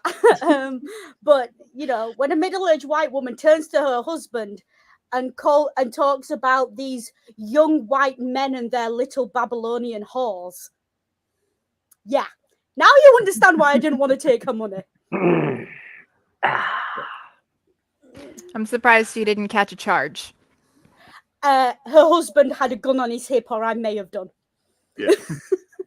Fair. But anyways, back to I have a sense of self-preservation. Yeah. Sometimes. Let's just put it this way: if it had been on UK shores, even though Noodle's not Scottish, I think the concept of the Glasgow kiss would have been introduced. Yes, quite. But yeah, what I'm pointing out is like, I know what racism is. I've seen it on both sides of the pond. But again, I do want to say that statement I made about I wouldn't go to Wales without a white person, that's because of what I've been told. And the whole point I'm making is, like, there are certain places that you are told by elders in your community, no matter who they are, don't go there, it's not safe for us. Or don't speak to those people, they're not safe. Or don't ask those people for help, they will not help you. Yeah. And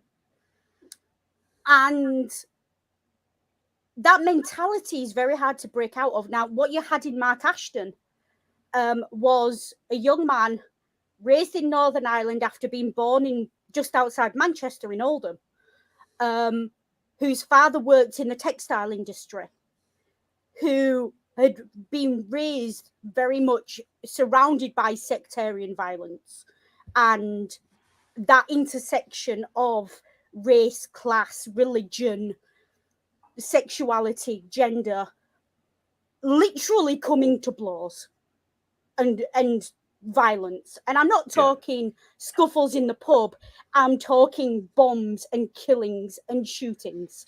Yeah. Like, like the Troubles in talking Ireland. a very troubling upbringing. Yes, like it's the Definitely. Troubles in Ireland. Like, and he Yeah. born and raised in the middle of that, if not born there. And so he understands in a way that the other characters in this film don't necessarily. That those barriers only exist in the minds of the people who allow them to exist. He understands that, you know, whether he was raised Catholic or Protestant, there'll be certain parts of Northern Ireland he can't travel to. Yeah. Or vice versa. And yet he also understands that if he doesn't do it, no one else is going to do it either. And also, I get the sense that he understands that those barriers only help to, you know, serve those who are in power. Yeah.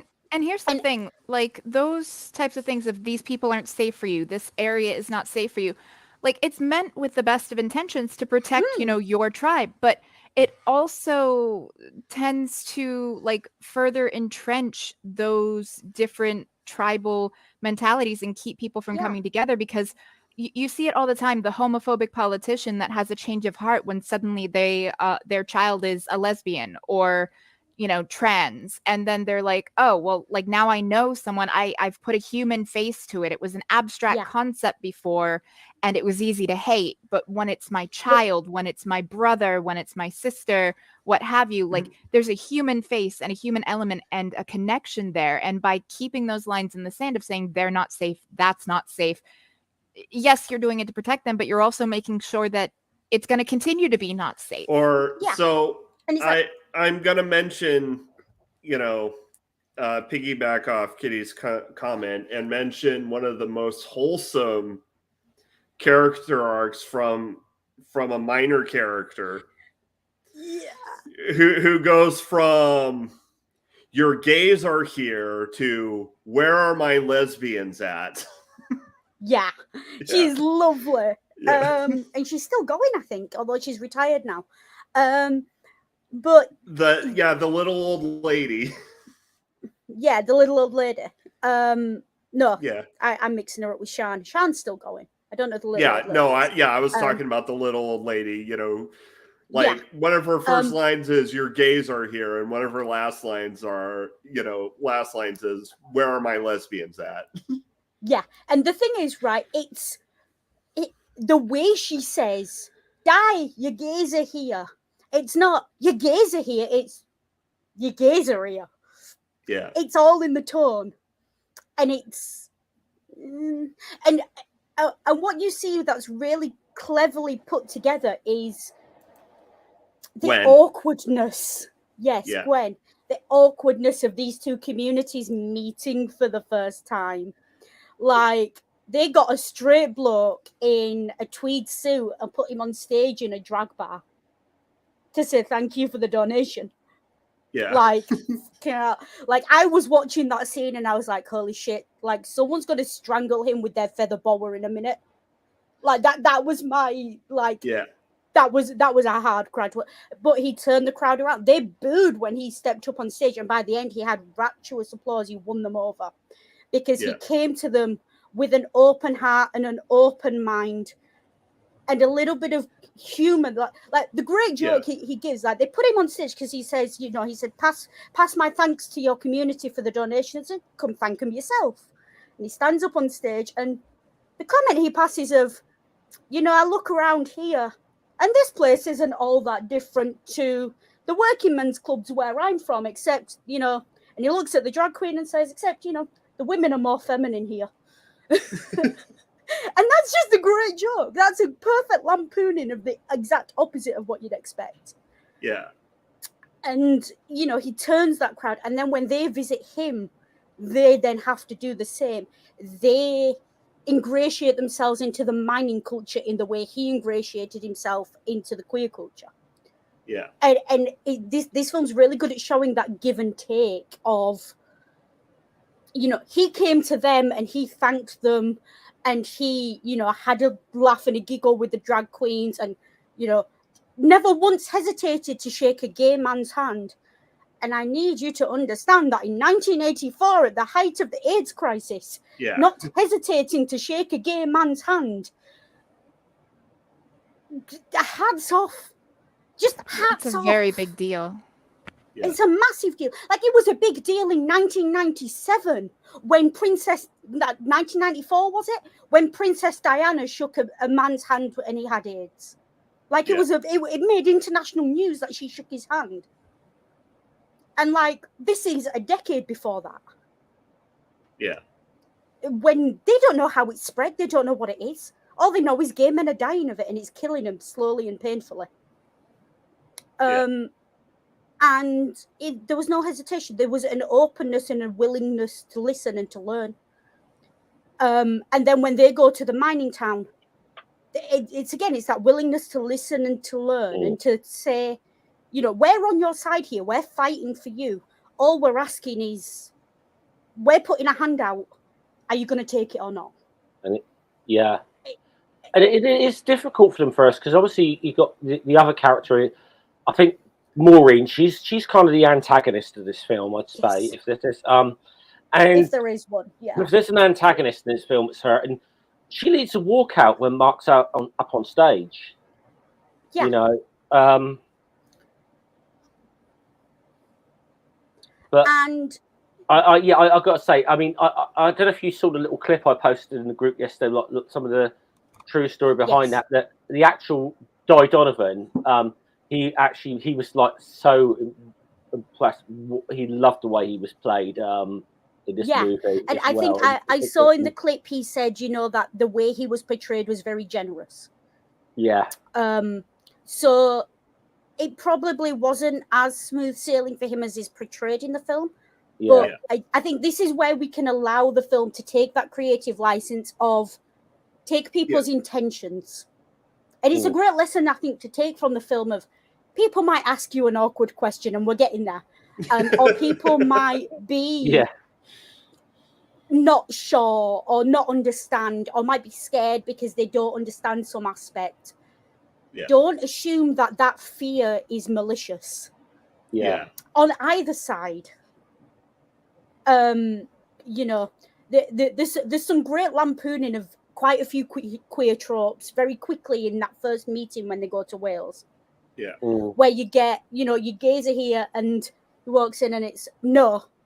Like when he says no, it's like, no, you can have your gays, but from North Wales? Yeah. You know, that was later because because he doesn't go down the first time. Does he? He doesn't go up the first time. He doesn't go down the first time, but the second time when he goes down.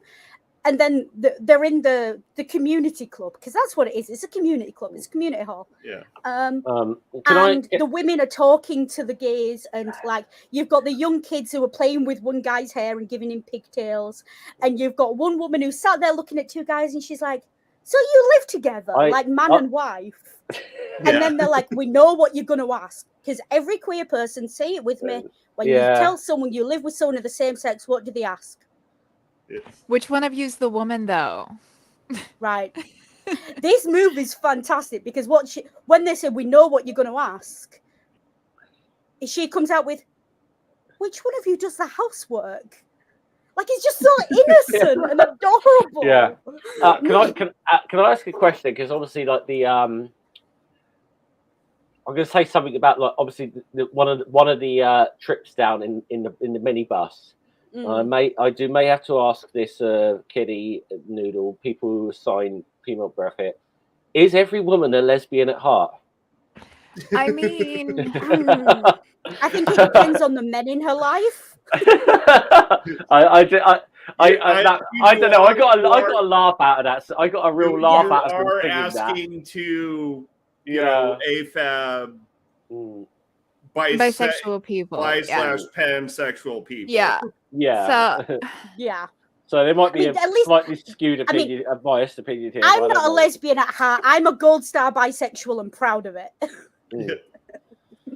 But no, like I don't know, man. Honestly, considering the fact, especially with like how advanced sex toys have become, like men need to step up their game if Yeah. they want to keep AFAB people or people with vulvas like around, because now, unless legislatively we go back prior to the 1970s, you know, back when women like, didn't have the ability to have their own bank accounts and to work overtime and, you know, those kinds of things, like, unless rights are stripped away, like if a woman, you know, or AFAB person can provide for themselves, like they don't need a fucking man, you know.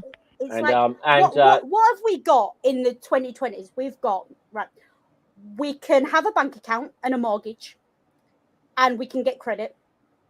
We can work. We can travel a lot. Some of our clothes even have pockets. We can orgasm with mechanical help. We can, like, so at this point, men, step up. Because Like, you've got to so give us what something you're that we saying- can't buy off Amazon. we can go at to a this point. sperm So, bank if we want to essentially- procreate. We Yeah, can go we to a can sperm bank. breed. We don't need a man for that. Yeah, And they have essentially- vibrators now that Yeah. they have clitoral stimulation vibrators that have suction. So, like, I mean, there's What are really you like bringing to the table Yeah. at this point? essentially, and again, this might be put a pin in the moment. Essentially, what you're saying is sex is not just for the men. Exactly. Yes. Like, if Okay, you know put I'm a not pin in it. performing at least as well as my favorite vibrator, and at least as, like, with the same stamina, what are you here for? I mean, I do make a pretty mean gammon. also like Yeah, things that, like that yeah, AO3. that's So if that's not an they need innuendo, some folks. brain stimulation, there's some really smutty romance books out there, and AO3 is a thing. So again, not needed. Like, I don't even need a library card to anymore. Like, you bring your A again, bring something. Like, and we say this jokingly, but it is true. Like, stop assuming that women need you, and start assuming that you need to be, like, you are not competing with other men. If you are straight, like, let's stick to the straight version. If you are a straight male, you are not competing with other men for a woman's affection. You are competing with what she's capable of and what she has on her own. Like, that. Yeah. That's, and just bear that in mind, because most women are not comparing men. They're just not. What they are doing is saying, are you worth my time? Like, would I rather spend time with you than binge Bridgerton? I mean, honestly, I think the only time we compare is when we're comparing stories of either our bests or our worsts. Or our worsts. But like, this is the thing, and this leads into the other question. Not all lesbians are vegetarian,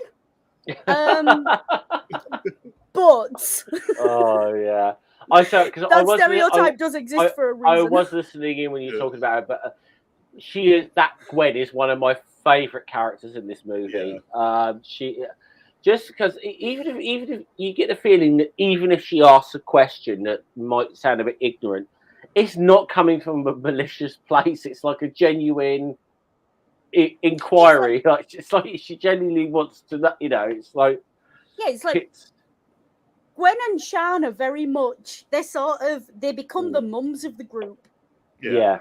They become sort of mum and grandma, and like Gwen especially, you get the impression like she's absolutely that straight woman who goes to Pride wearing a t-shirt that says "Parents disowned you, I'm your mum now, come for a hug." Yeah. Like, she's that woman. Like, that's who she. That's and the world needs more women like that. Honestly, yeah, we absolutely need those people. Like, Gwen is like just so wholesome. Yeah, like Gwen, just yeah, they are, and they're wholesome, and it's really, you know. And the other character I love out of the monkey is Hefina, Hefina Hayden, who was played by Imelda Staunton in this movie. You know, she's like she's like, you think you said she's kind of the mummy of the whole town in a way, but she lays the fucking law down as well. Yeah. She's And like, it's the fantastic. Irish have this concept of the Irish mammy, like, Yeah. and she's not Irish, but whatever the Welsh equivalent of it is. Yeah. Well, I like mean, she's like, you know, the Welsh, the Irish, and the Scots are all Celtic offshoots. So, yeah. So she's like, you know what she is? She's Boudica in a pinny. Yeah.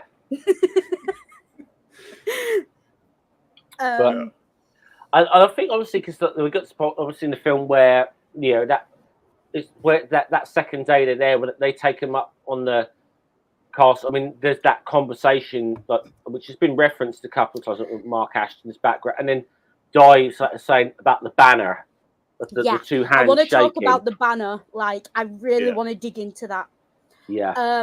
There's a great tradition in British Union politics. Like, the Irish still do it when they have their marching season in Northern Ireland. When you march, you have banners, and these banners are massive. They're like 12, 14-foot things. It takes 4 or 5 people to hold them up, and they will have X union from X town as the movie portrays, and a lot of these are in museums now. But there are still some unions who've got originals and things, and bring them out as and when required, like Scummer with his flag. And these banners are made by the wives of the union men a lot of the time, by the wives and the daughters who that's their contribution to the union cause. And these things are hundreds of years old sometimes. Like, there's some really beautiful ones if you ever go to Manchester in the museum there.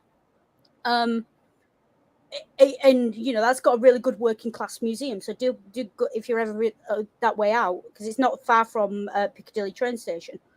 Do go and look at these things, because you get a real sense of the history of them. Like, you can see when you see them behind the glass, but they're dirty. They've got they've still got soot on them from the mining towns and the mill towns. Trade union branch banners in Britain, are just they usually have some significance as well to the area there's like our one's a bit like, if you saw our one, it would seem a bit strange, but because it was only commissioned, like we only actually got a fucking proper trade union banner in our union branch like 10 years ago, and it's a weird one because it's a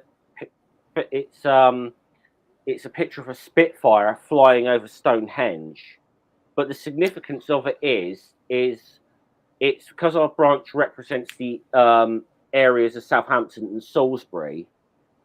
It's like, well, the Spitfire was originally made in Southampton. Stonehenge is like a couple of miles outside of Salisbury. It's showing the area that's represented, essentially. It's like county flags and stuff. It's a very similar idea. But the way he talks about this banner, I got the impression from the actor, and I know as a dyed-in-the-wool socialist myself, the way he talked about that banner, he held that banner in with the same kind of reverence like a Christian would hold a Bible. Yeah. There is a great reverence that we pay to this, because these were people who came together, and it means something. And in a sense, it is sacred to us. It is sacred, the idea that we have a banner that shows 2 hands coming together. And what it means is, I'm with you. It doesn't matter who you are or where you're from. We stand together. And that means something. And it is, you can probably hear it in my voice. I'm starting to choke up. Solidarity is a powerful thing. I mean, it is when a you very have people powerful from idea.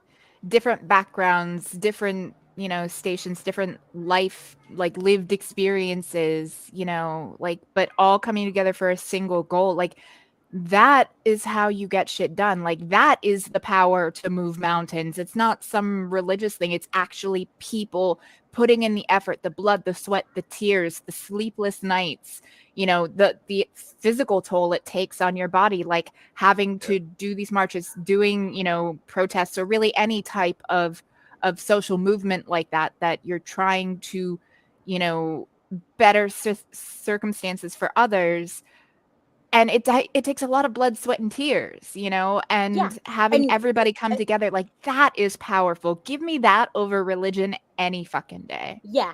And it's like, you said it yourself, like the power to move mountains.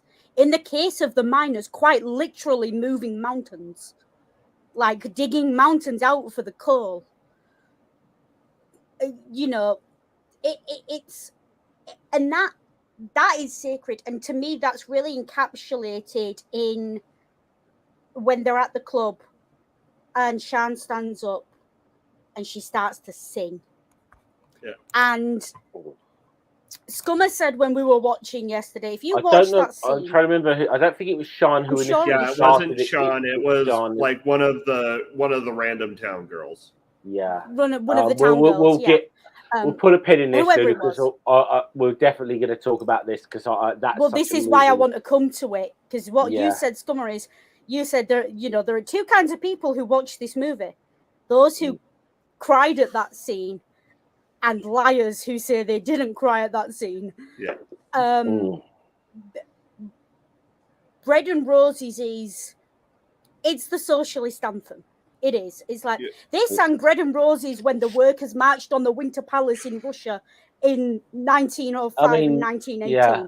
Like I'd say every socialist movement. Yeah. Officially, you know, the Internationale is the socialist anthem, but Bread and Roses is fucking up there. It's up there. Do you know what it is? Do you know the difference? Bread and Roses and the Internationale, right? The Internationale might be official.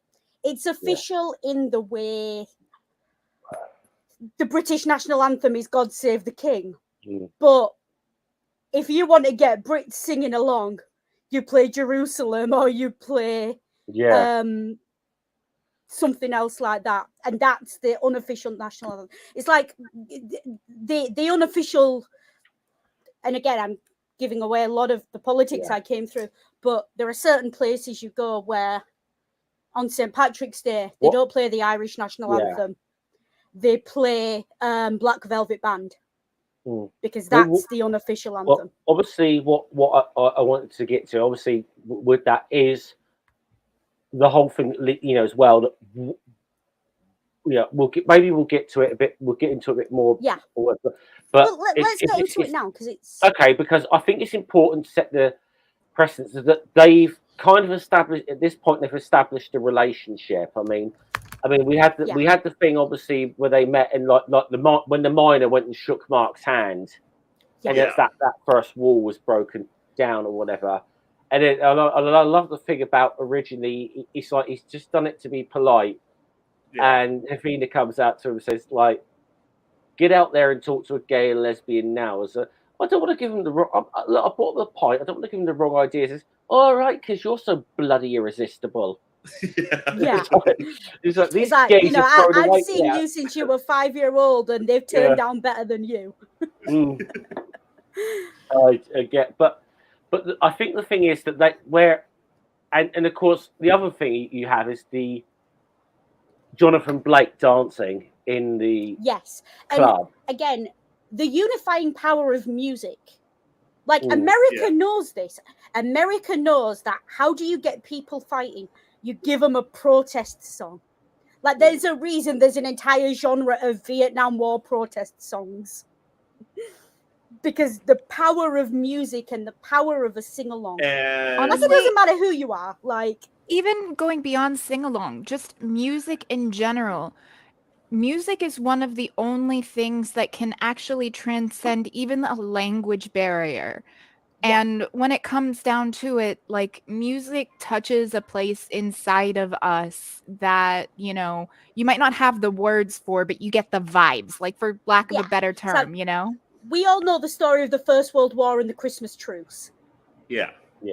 You know, we all know the story of, you know, we all know the power of music. We've all been kids in a classroom, banging on the tables to "We Will Rock You" because we didn't like the teacher. Yeah. Like, we've done that. When the Black Eyed Peas released "Where Is the Love," and it felt for a moment like maybe there'd be we were fighting back against the war on terror. We were saying this is not in our name. When you talk about this protest music, Bob Dylan, like, you can't talk about protest music and not mention Bob Dylan. Yeah. And there's a reason. Like, Tina Turner died a few weeks ago. Tina Turner, queer icon. Yeah. Like, do you know how many drag queens do Tina Turner?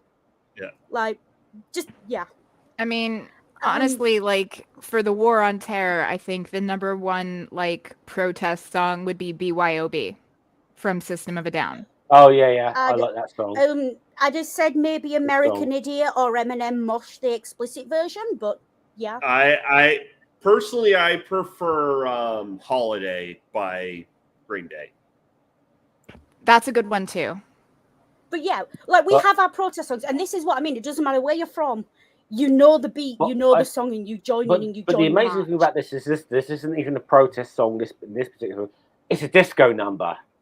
And it's just Jonathan getting up, and because the whole thing is saying that they're saying the women say the men in Wales, they don't get on the dance floor, and he's like, well, let's show them what they're missing.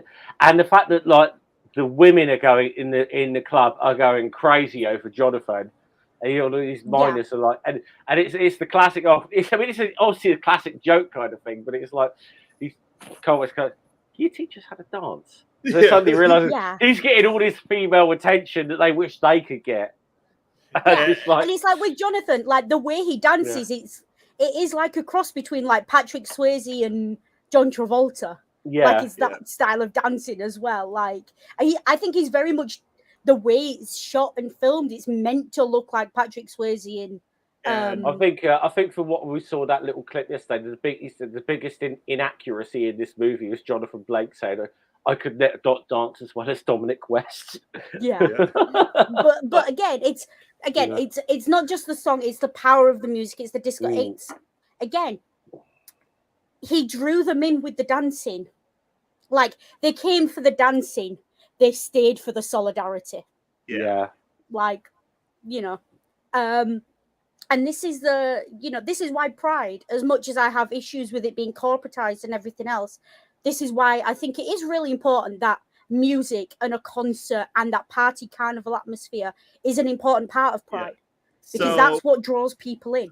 So since you mentioned that, I'm going, and we are going thematically, I'm going to fast forward to the end. Oh, okay. Oh. Can we come back to Bread and Roses then, are we? Yeah. Okay. I think we're just talking about the music of the movie, so do we want to do Bread and Roses then fast forward to the end? Oh, no, I was gonna, because I know what you're piggybacking off. You want to discuss the corporatization of Pride. Yeah. And the partification of Pride, which absolutely I want to have that discussion. Yeah. But I do want to hear what Scum has got to say about Bread and Roses. What I think is so great about the thing that's leading up to this is I think this is like the second or third visit down, and we're deep into the strike now, and people are starting to lose hope. Yeah. That's what's so fantastic about this, and you see Clive Bill Nighy's character, like, talking about the importance of, like, the pits. This isn't just our pits they want to close. These are our communities that are being destroyed here. And it's Mark who says it as well, isn't it? When the morale goes, it's over and they've lost. Yeah, we have to keep the morale up. And he's realizing that people are losing hope, and he doesn't quite know what it is he's going to do, but he just feels he's got to get up and say something, and when he gives that rousing thing of, like, listen, we haven't done enough, okay, but we're going to do something so spectacular that the National Coal Board is going to come crawling on their hands and knees to you in full drag to beg for your forgiveness. And it's like, and then there's just the big. He gets them fired up, like, and then the girl starts singing "Bread and Roses," and I put in, when we were watching this yesterday, I put in the private chat, like, a couple of minutes before this come out, try not to cry challenge coming up in 2 minutes. Yeah. Like, I don't think I made it to the second verse before I was just. It was a good job I was muted. I was sobbing. Yeah. I was sobbing and singing along. I saw this movie in the cinema. I promise you, there was not a dry eye in that fucking cinema when Bread and Roses started. That was so moving. Yeah. It is, and it's and I love that they chose Bread and Roses, because there's a reason. Like, the Labour Party, the symbol of the Labour Party in Britain is the red rose. Yeah. It's, you know, you can go back to every revolution in history, and what always promised the people, you know, in Russia it was peace, bread, land. In France it was a shortage of bread that kicked off the revolution. In, you know, traditionally, you know, people don't ask for much. They ask for somewhere to live, food in their belly, and a peaceful life. That's all they want. And when the government is not providing that, people will rise up and say enough. Yeah. Because when people have got nothing to lose, they've got everything to fight for. And that's why governments get afraid when populations start to be downtrodden. And that's why they make that swing. We're seeing it in Britain now. Like, the reason the British government is going so right-wing and is getting so authoritarian is because they know they are breaking the population, and we are getting to a point where we're going to look around at each other and we're going to say, hang on, what the fuck have we got to lose? Yeah. I think what was so powerful about this is that the Yorkshire is starting to come out. I've got to say this because obviously I'm glad they did it this way, because it's all the women in the club who get up and sing Bread and Roses, because of that the history of that slogan with, like, the suffrage movement as well as the industrial movement, with, like, this. Yes. It actually has an American origin. With the, I think it's somewhere in Massachusetts. Is it Lawrence, Massachusetts, or something? Textile workers strike. Yeah. And I mean, the song well predates that. But I mean, but that became the slogan. You know, look, we want our bread, we want our roses too. Now, here's the thing: that they could have gone for, like, getting everyone in the club, men and women, up to sing the Internationale, or, you know, or the Red Flag, you know, the Labour Party song, you know, we'll keep the red flag flying here. Yeah, they would have been good. They would have been good. Bread and Roses. But Bread and Roses was great. It was perfect. Like I said, they could have done the Internationale. It would have been good. But this was perfect. That they chose this song, and that was, oh my God, it's so moving. Like, I have to say that the entire soundtrack of this movie is great. My only problem with this soundtrack, I have one issue with the soundtrack. This movie is based in 1984. Why the hell did I not hear Strobes playing at all? Because they're in the 1970s? Yes, but this is 1984, so that song's already out, so it should have been playing at least once. Part of the union, yeah, I know. Yeah. You know, talk about songs that get people revved up and ready to go. Yeah. But it's and it is that is as close as this movie gets to a religious moment. Like, you know, famously, like there's a famous anecdote of when Martin Luther King was giving his speech, the famous "I Have a Dream" speech. He started off, he wasn't the main speaker. It was the end of the day. People were bored, and he wasn't doing very well until someone shouted at him, "Tell him about the dream, Martin." And someone turned to someone else and said, "These people don't know it yet, but they're going to church."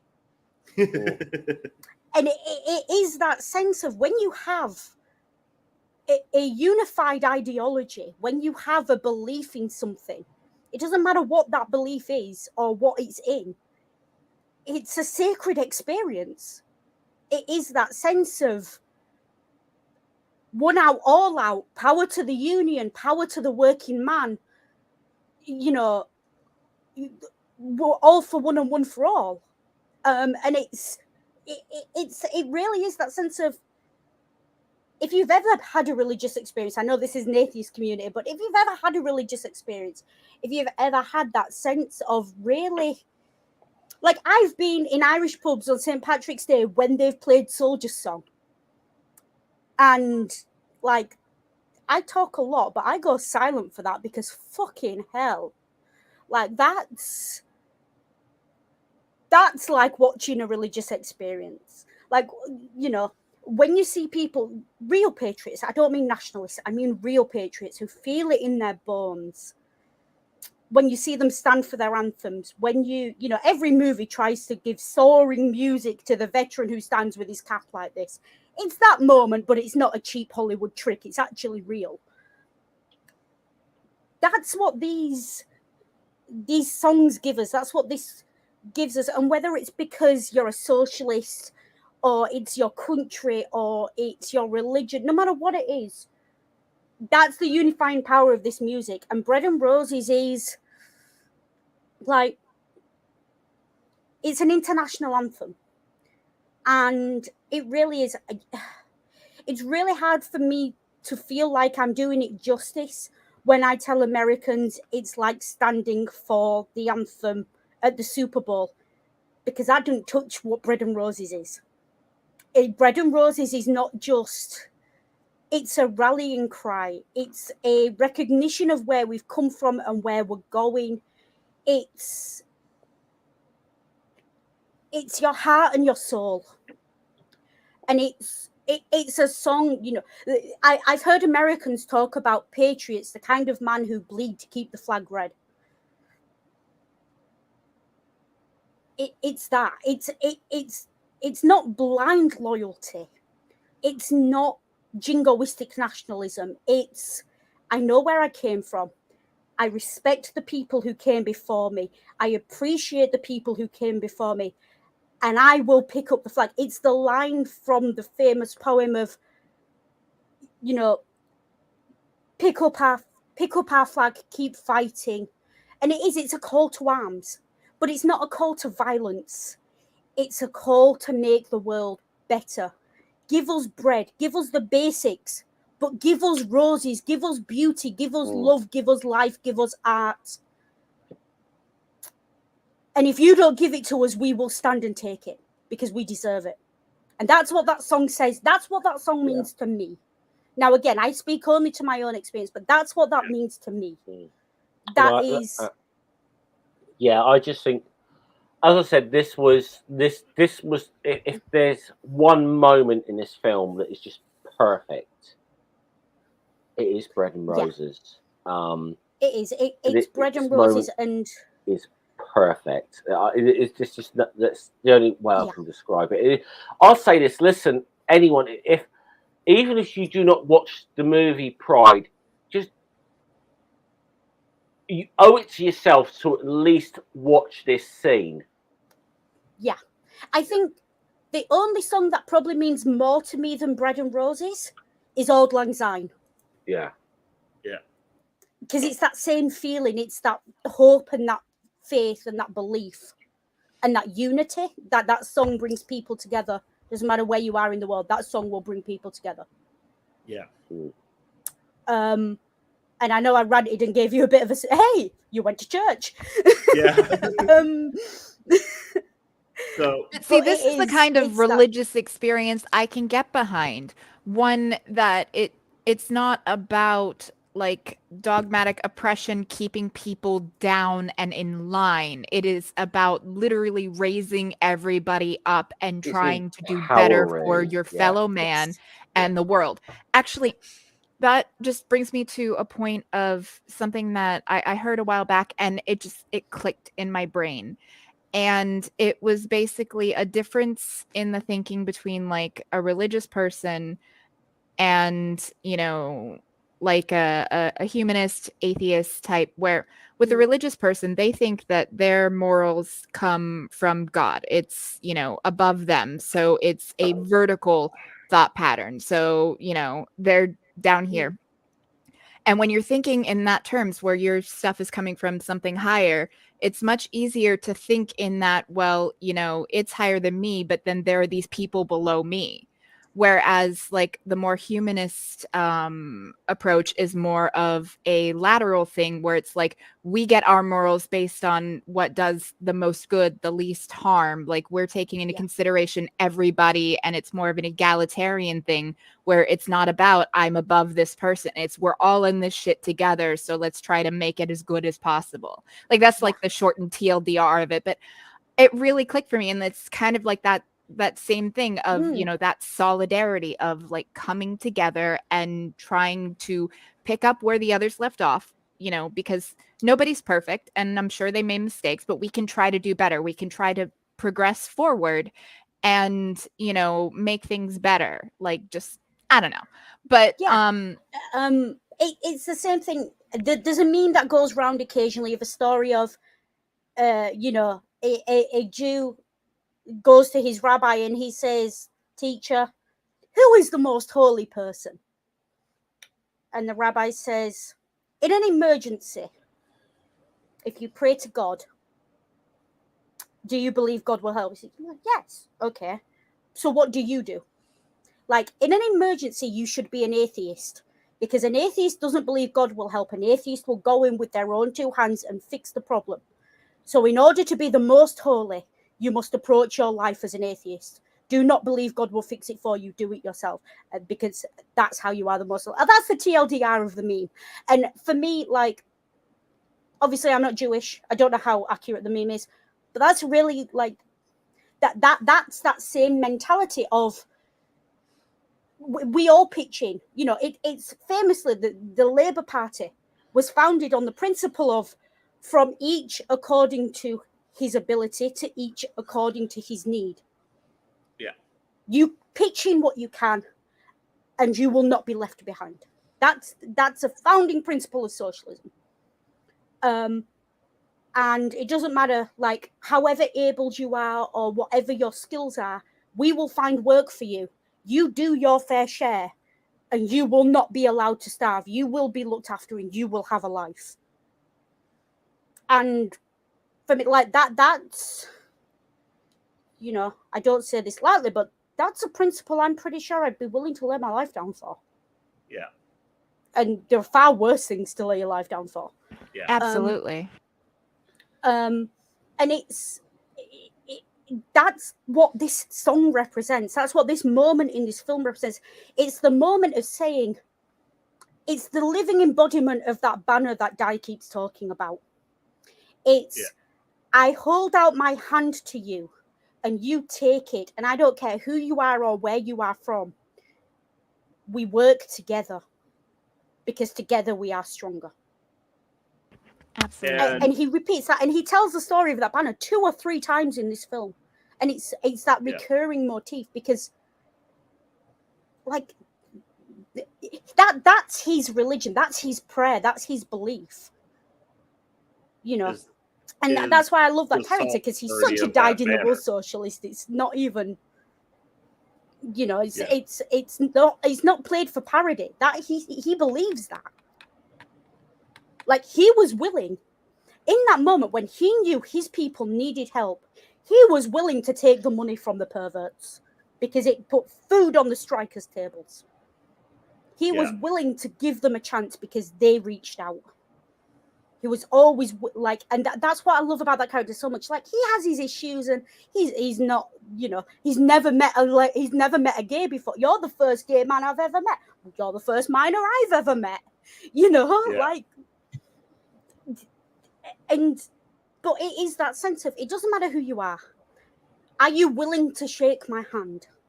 And I've gone into, before on this channel, I've talked about the importance of a good, strong handshake in the working classes. Like, if you are willing to shake my hand, you know, when I offer you my hand, I don't just offer you my hand, I'm offering you my heart. Now, Noodle. Are you with me? Yeah. Noodle. I am very glad. Now, people are a little bit confused as to why Noodle used the term perverts. I'm very glad you said that, because let's go there next. We come to the next.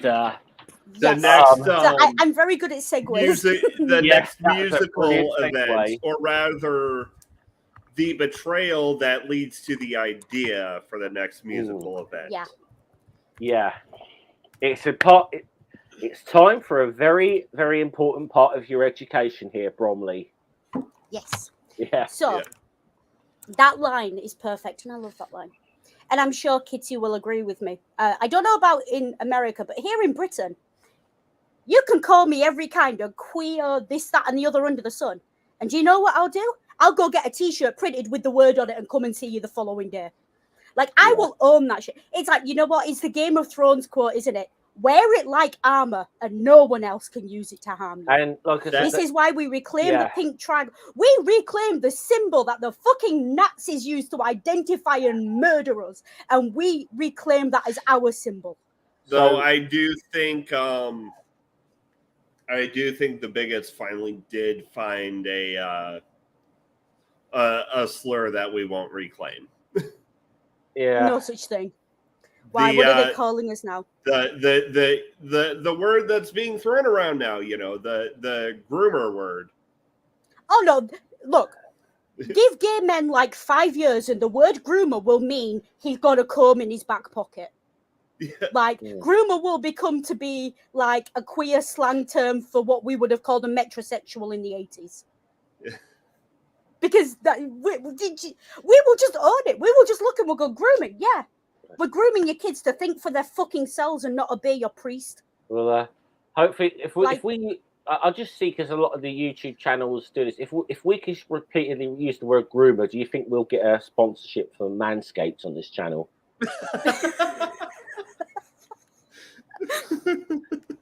Yeah.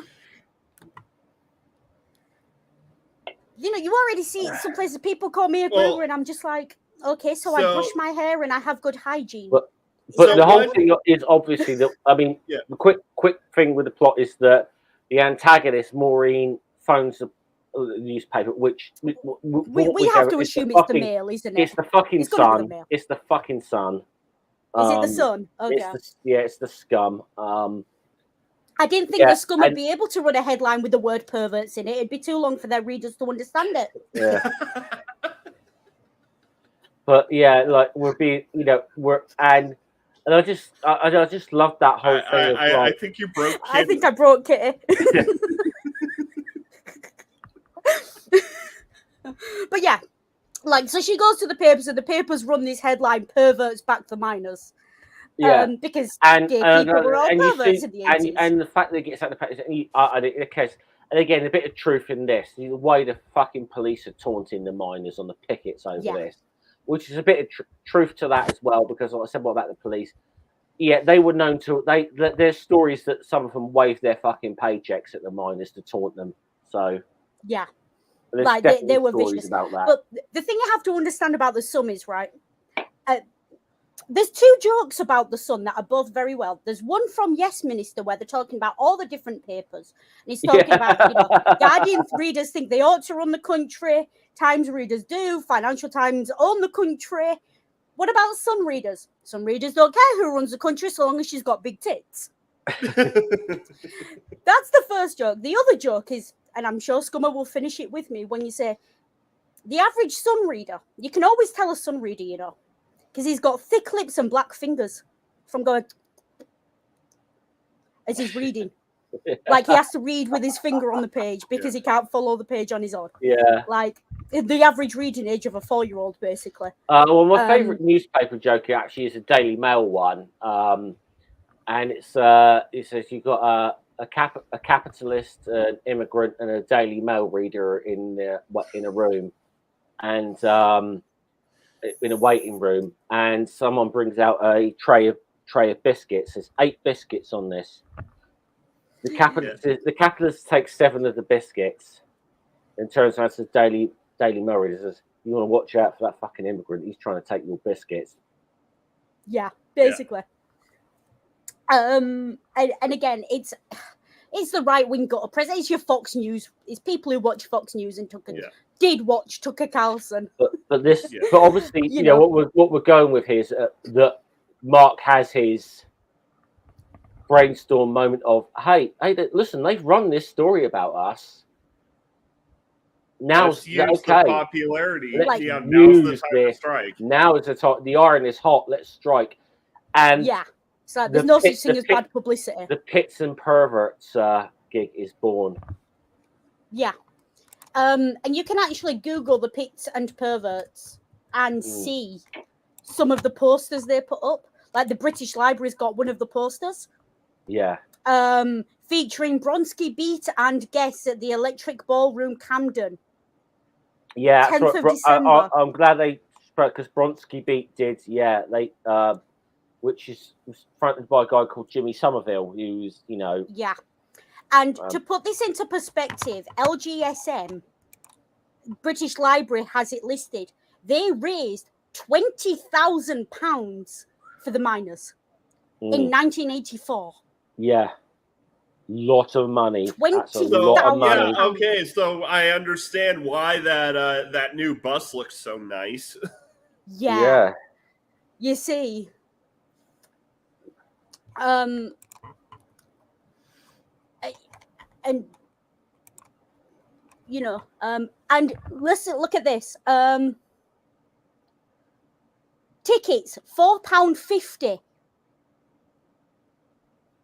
Yeah. Yeah. £4.50 a ticket, and they raised 20 grand. So, I mean, they packed out the Electric Ballroom, but obviously not just some tickets, but they probably sold a lot of merch and donations that went in. T-shirts, badges. And just donations in the bucket, Buckets going around the dance floor and what have you. Yeah. But yeah, 20 grand they raised in December. I cannot stress enough that Pits and Perverts happened on the 10th of December. Yeah. People have been striking for a year. Christmas is coming, and they still managed to raise 20 grand. Like, but this is what we mean by solidarity in action. And I do love that we get this whole thing with that where we're bringing people from the community in Wales to London, and especially the women who really want to experience the gay nightlife scene in London.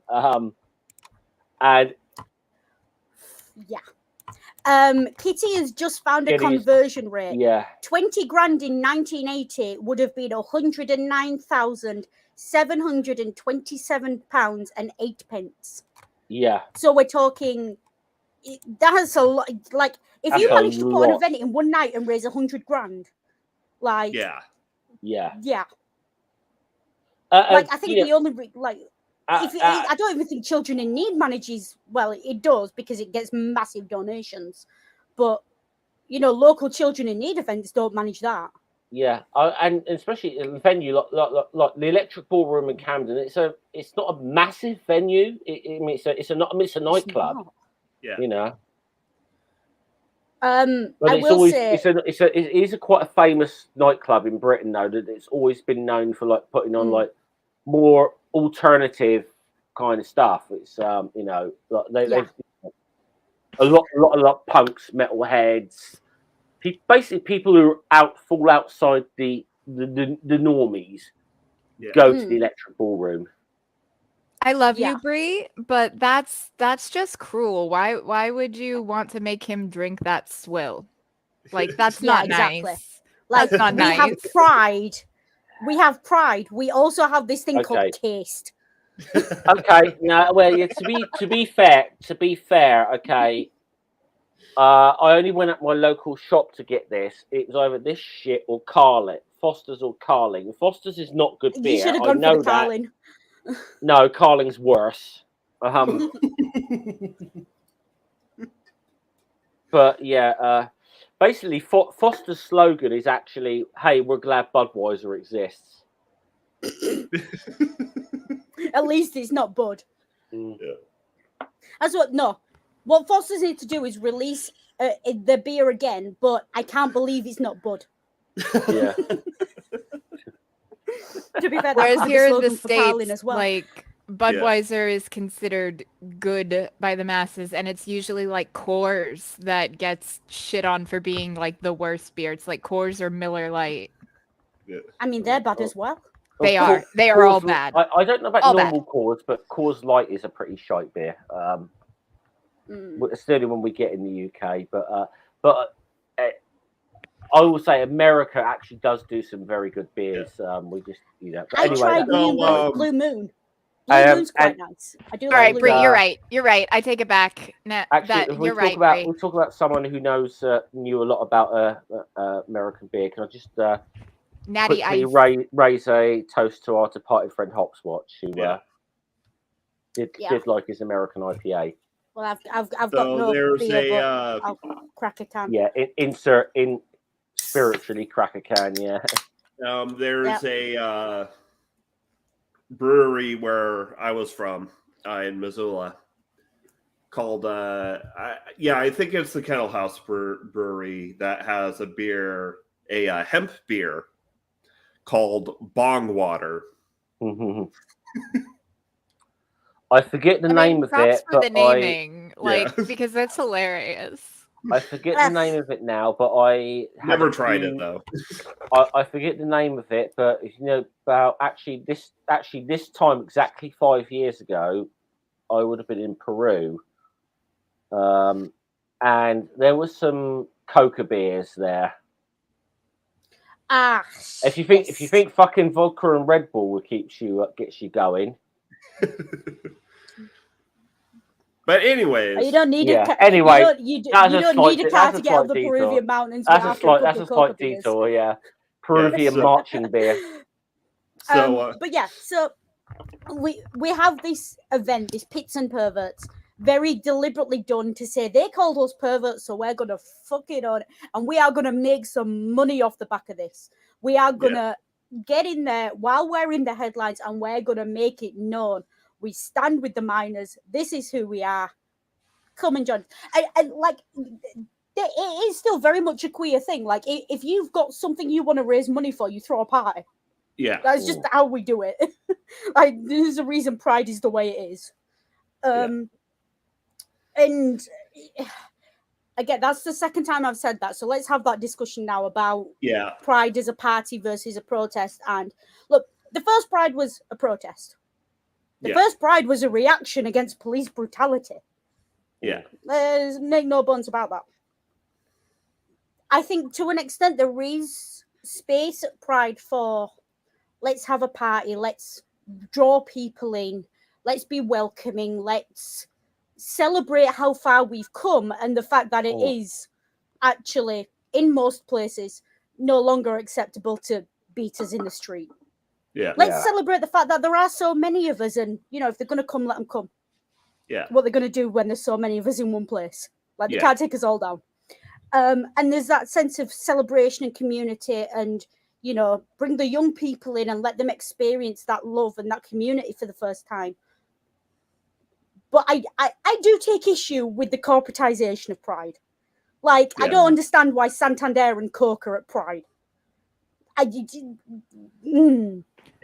Pride float sponsored by Bank of America. It's like, fuck you. Yeah. You don't give a fuck about us. Yeah, like there is a line. Okay, look, if you as a company are coming in and you are sponsoring a store that's handing out free condoms, do you know why condoms are free in the UK? Because of the work of lesbian and gays after the AIDS crisis. Like, that's why condoms are free, but like other things aren't. It's because there is a political reason for that, and the political reason is the AIDS crisis. Yeah. Because our community stood up and said, no, we have figured out a way to save lives, and we are not going to back down, shut up, or go away until you make this available to everyone. That's why you can walk into any doctor's office, GP, our equivalent to Planned Parenthood, and they will hand you a bag of condoms, no questions asked. Yeah. That's why every students' union at the start of the term is there, Do you want to be tested for chlamydia, this, that, and the other? That's why there's still chlamydia testing sites and all this other stuff at Pride. Because, you know, do you know why? Like, when monkeypox came out last year, right, they said it's coming from the gay community. It wasn't coming from the gay community. What it was is gay people and LGBT people, when we see something that is killing the people around us or harming the people around us, and the CDC come knocking and they say, where were you? Who have you touched? What have you done? We're trying to track this thing. They will absolutely hand over that information because we're just fucking grateful someone cares this time. Yeah. That's why it seemed They're like it was coming also- from the queer community, because we were the ones who stood up and said, this is the information that you need, sort it. And they also go and get tested regularly, Yes. which a lot of straight people don't. And like that's one of the main ways to stop the spread of these kinds of things is regular testing. Yeah. And Yeah. unless if you're queer or you're a porn star, like those people are the ones that are going out and getting tested. Straight Or you're a sex people, worker. Yeah. yeah, or a sex worker, you know, straight people, they tend not to, which is kind of bad. Like, I understand not getting tested if you are in a closed relationship, you know, and you whatever. Like if Yeah. you're not going outside of your relationship, not getting tested every 3 months or 6 months or whatever. Like if it's monogamous, like that's fine, Cool. you know, but even then it's not a bad idea because you never know if your partner's cheating on you and they might bring something home, you know. So it's not a bad idea, but it's a little more understandable. But if you're not in a committed, like closed relationship, then you're kind of dumb for not getting Yeah. tested. It's Like I'll be the asshole to say you're an idiot. You're not just an idiot, you're fucking suicidal at this point. If you are having sex in any way that is not monogamous and you are not getting tested regularly, like you're up for a Darwin Award, bud. Yeah. Like just, even if it's protected sex, you can catch things that are not necessarily like that a condom will not protect you from. Yeah. Get tested. It's 10 minutes out of your life and a text message a week later. Get tested. Anyways, you know, the LGSM group shows up to, you know, and this is, you know, the end of the movie. It's not the end of our discussion because we do have a couple more things to cover, but we're going thematically. So, they show up to where everyone's meeting up for the Pride Parade, and they're told, "Hey, you're going to have to march in the back. You're going to have to ditch your banners or march in the back with the fringe groups because we're not having politics during Pride. It's more of a celebratory You are radical leftists, socialists. You are we're a Mardi Gras this year. Basically. Yeah. You did all the work. Now we're going to enjoy it, but you are now an embarrassment. And they start, you know, going. Like, they start discussing with the group, the lesbian group that had splintered off of them, about, you know, what are they going to do? Are they going to march with or without banners? And then the organizer comes back and is like fuming and says, "You're going to have to march in the front now." Yes, you've got too many people. Well, I think the great thing is because initially you get the minibus turns up with a few of them from the Welsh Goldfields and whatever, and you know, and then the other union badges start arriving in the massive coaches. And I just love that thing. You're gonna have to go to the front. There's too many. What are you on about? And the white Di turns says, "I think he means them." Yeah, and it's bus after bus of union miners pulling up. And they've all brought their banners, and it's that promise that was made of, you have put a hand out to us, you've reached out to us, you stood with us in our time of need. We will return the favor. Di made them that promise. And then it's the completion of that promise at the end, and it's the final, it's the ideal moment in the marriage of socialism and LGBT rights. And I'll just say, one of the little things I loved about this as well is that what you notice Maureen's two sons who'd been like anti-gay throughout the whole movie. They turned up. They showed up. Because it's one of those things, right? When they have brought you so much money that you fed your town, you cleaned your town up, you bought a new van, you were able to get supplies out to strikers who lived further out and everything else. That's essentially, you saved us. You saved us. You saved us from ruin. Like, we might have lost the strike, we might have lost the fight against Thatcher, but you were there for us. You were on our side, and you gave us enough to keep fighting. And notice as well, just before this, you know what I said about the police, where they had that bad LGSN. Didn't you hear about the miners' deer they lost?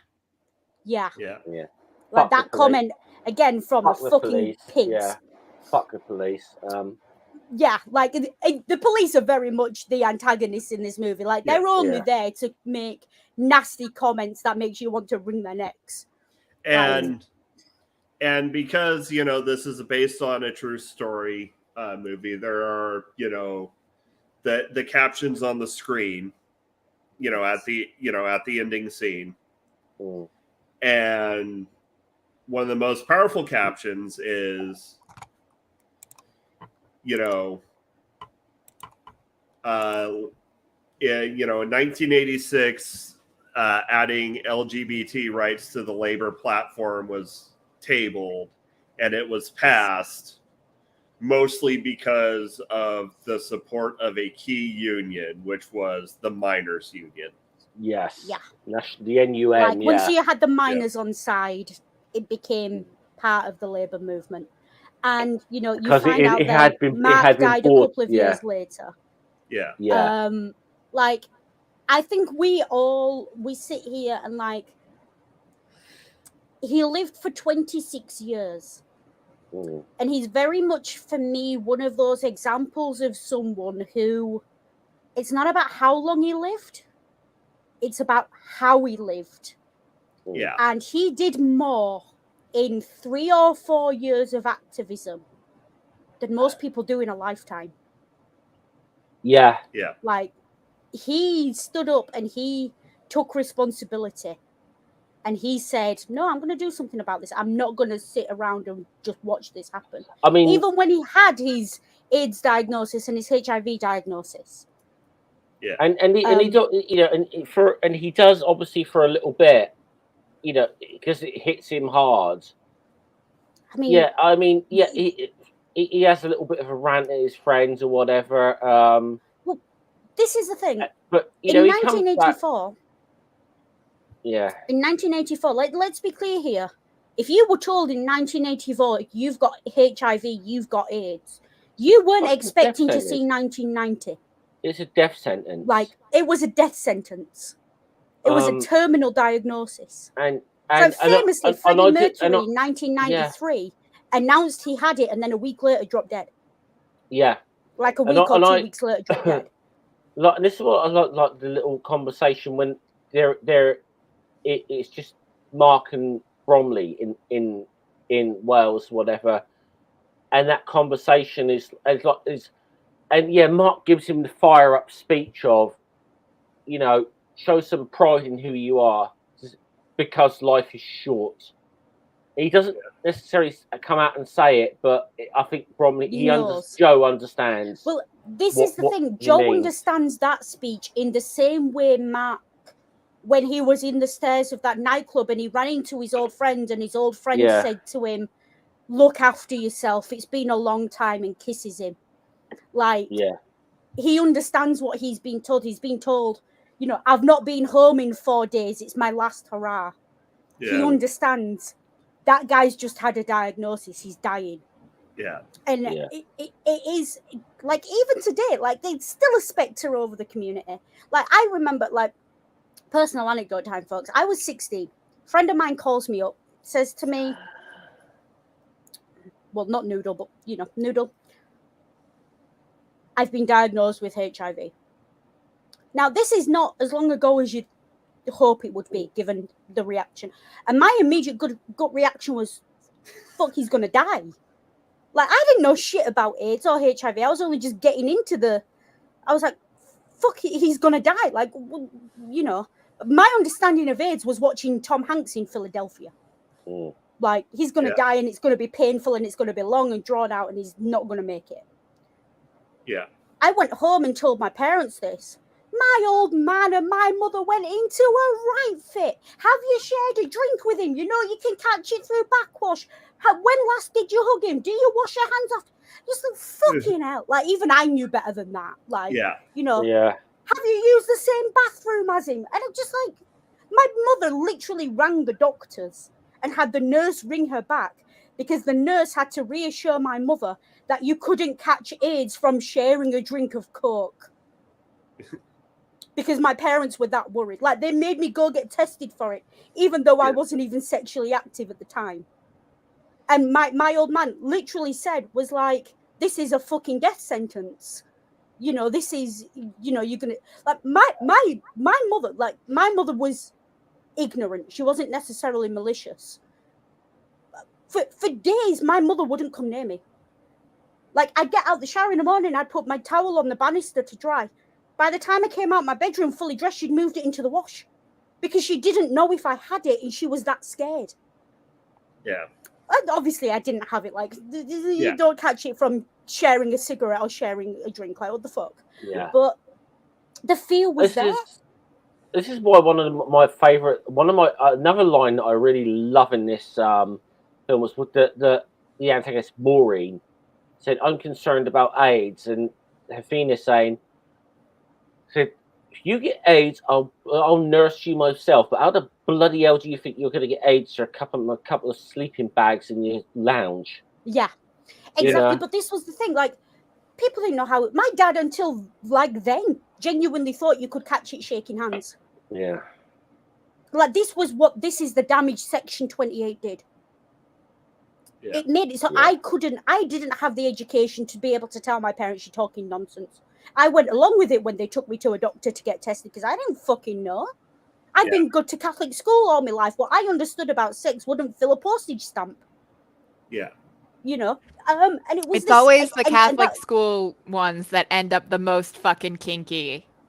Well, this was the thing. Like, the Catholic kids. I love the way Ring laughed at that. It's like, yes. Yeah, I know. Yeah, I didn't have to answer that because Ring did. But this was the thing. Like, that partially catalyzed my activism because I was like, shit. There's people like me who don't know this shit. Like, I went to my first Pride like a few months after that, and we went, and it was in Leeds, and sun's out, sun's blazing, we're dancing along. I think there's a Tina Turner drag act on stage. And it was Tina Turner because the song was River Deep, Mountain High. Okay. And I just started dancing because that's what I'm like. I don't need a drink in me to dance. I was like 16. And this fella, he must have been in his 50s. Easily in his 50s. No shirt on. Shorts on because it's Pride. Just starts dancing with me. Like, as you do. And then he spins in front of me. And I physically stopped mid-song. Because on his back was covered in lesions. And if anyone's never seen lesions, they look like a scab. Like, do you remember when you were a kid and you skinned your knees and you got a massive scab on your knee? They look like that, but they're thicker. Yeah. And he stopped and he looked and he said, "Are you all right, love?" And I was like, "Are you all right?" And he was like, "Yeah." And I was like, and obviously I'm 16, I don't know shit. I've just come out of Catholic school. I'm still in Catholic education. I don't know shit. He looked at me and said, "Why'd you ask?" I said, "On your back." Like, I genuinely looked at him and I said, "Are those not painful? Are you okay? Like, you know, does it not hurt?" He said, "No, they're not painful." He said, "Do you know what they are?" I said, "I think so." But and I was scared to say it to him because you don't accuse someone of having AIDS. Like, and he genuinely looked at me and he said, "I'm HIV positive. They're lesions, they're AIDS." And I was like, "Oh, okay." And I said to him, "You know, so are you okay? Like, how's your health? Are you good?" He was like, "I'm good. I'm great. I'm, you know, living life. I'm here dancing." And he genuinely looked at me and he had this moment where he looked at me and he said, "Do you still want me to be dancing near you?" And I don't think I've ever been asked a more heartbreaking question. Like, because by that point I knew you can't catch it, you know, as long as the wounds weren't up. Yeah, the wounds weren't seeping or anything. They were, you know, they were well tended and everything else. And I was like, fucking course I want to keep dancing. Because we finished River Deep Mountain High, and then she started singing Proud Mary, and off we went. You know? Yeah. And we danced for a good 20 minutes after that until I got tired and decided I was going to a bar for a drink. Yeah. But Yeah. this is, and that would have been,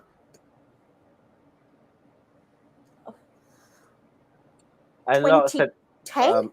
yeah, it's definitely. Like, that was 2010.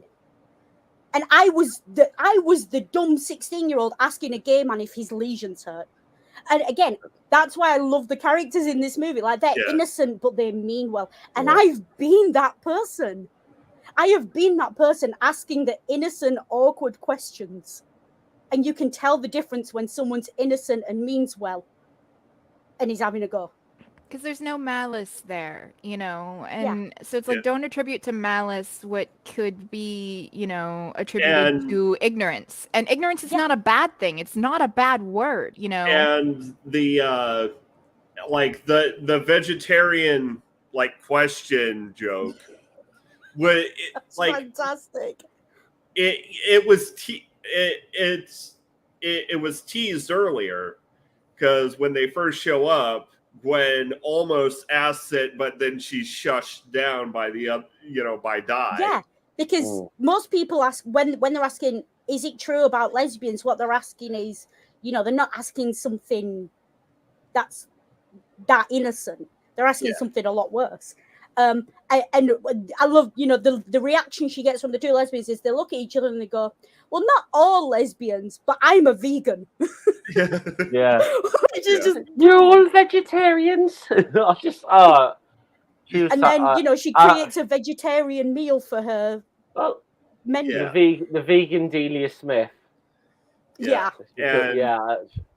And you know, and she brought them, you know, all cucumber sandwiches with no butter in them. With stalk margarine, yeah.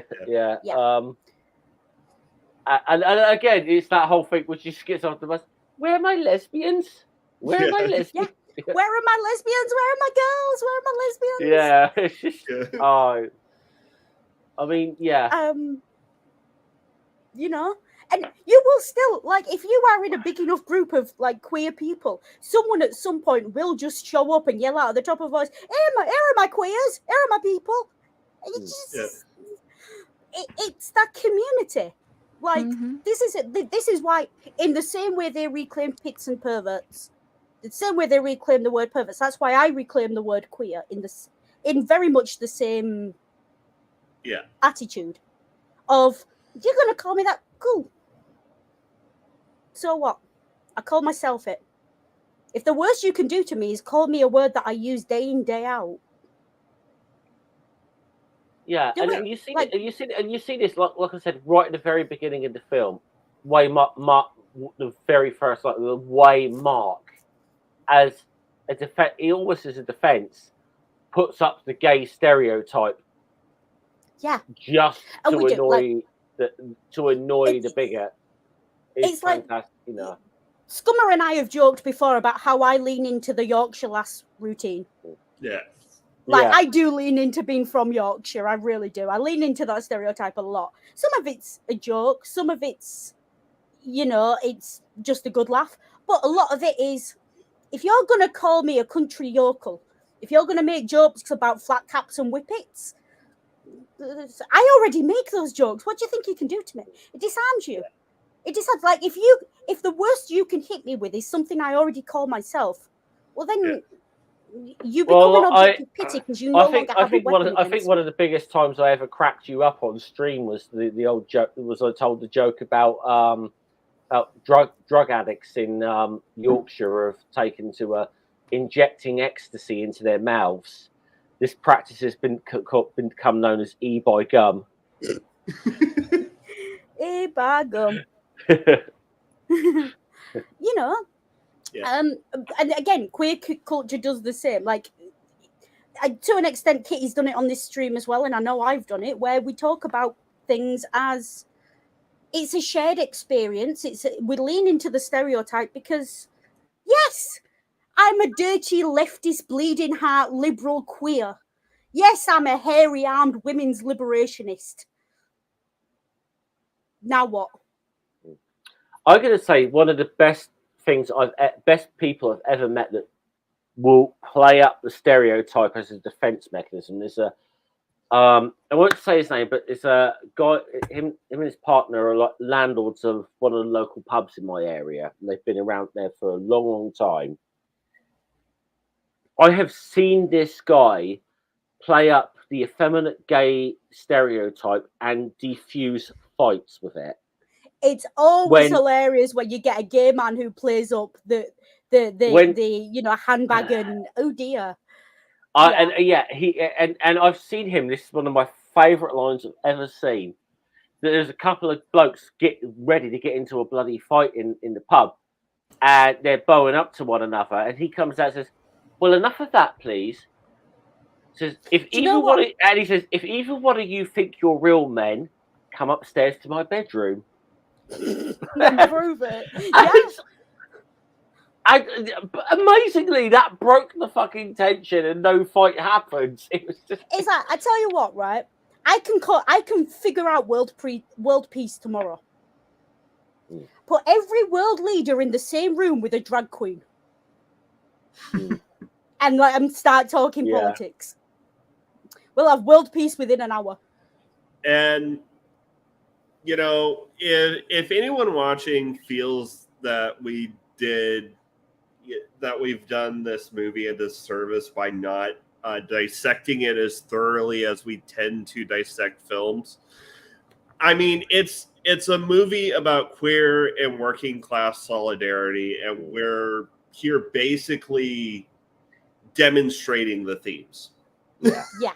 And to be honest, if we really wanted to dissect this, it would be a 10-hour stream, and we're not. And it's coming up in 3 hours. We're not doing a 10-hour stream. It won't. If you want to dissect this movie, it takes 3 minutes. Do you know why? Yeah. There's nothing wrong with it. No comments, no notes. It's perfect. Yeah. That's my dissection of this movie. This movie is perfect. As I said, this movie is without a doubt. Certainly over the last 10 years or so, this has been one of my favourite movies released in like the last 10 years. So I've watched this. I've watched this maybe like 15, 20 times now. This movie, and I don't think I'll ever get tired of watching it. Yeah, I think this is going to become one of my annual Pride Month movies. Like, in the same way people watch certain movies at Christmas. Like I watch Paddington at Christmas and Pride in June. And I'll go right back to what I said at the beginning.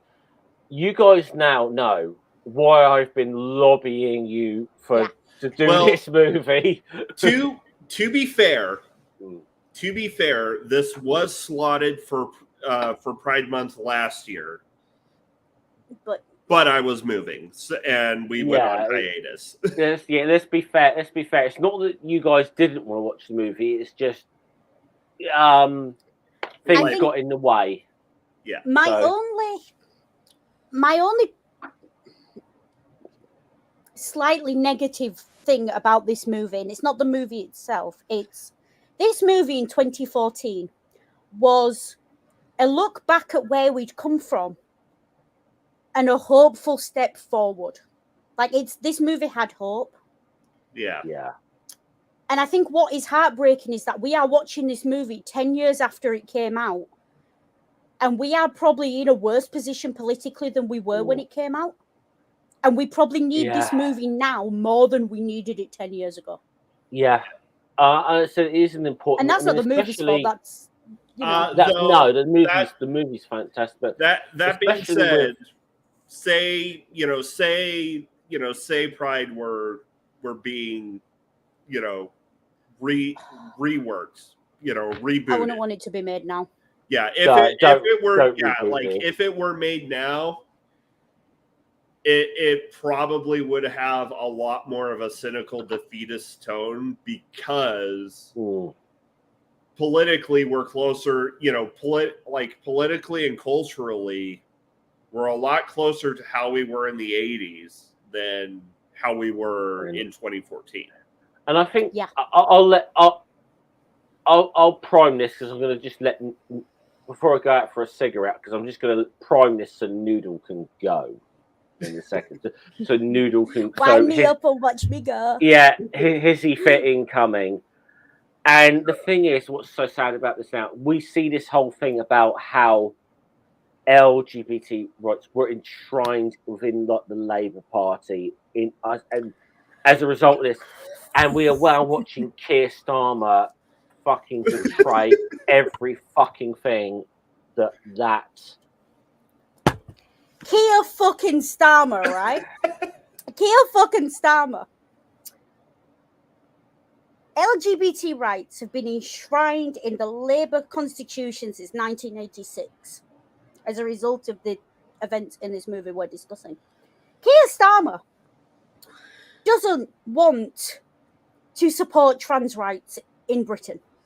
Keir Starmer thinks that it's appropriate to remove protection for transgender people from the Equality Act. He thinks it's appropriate to actually take a step back.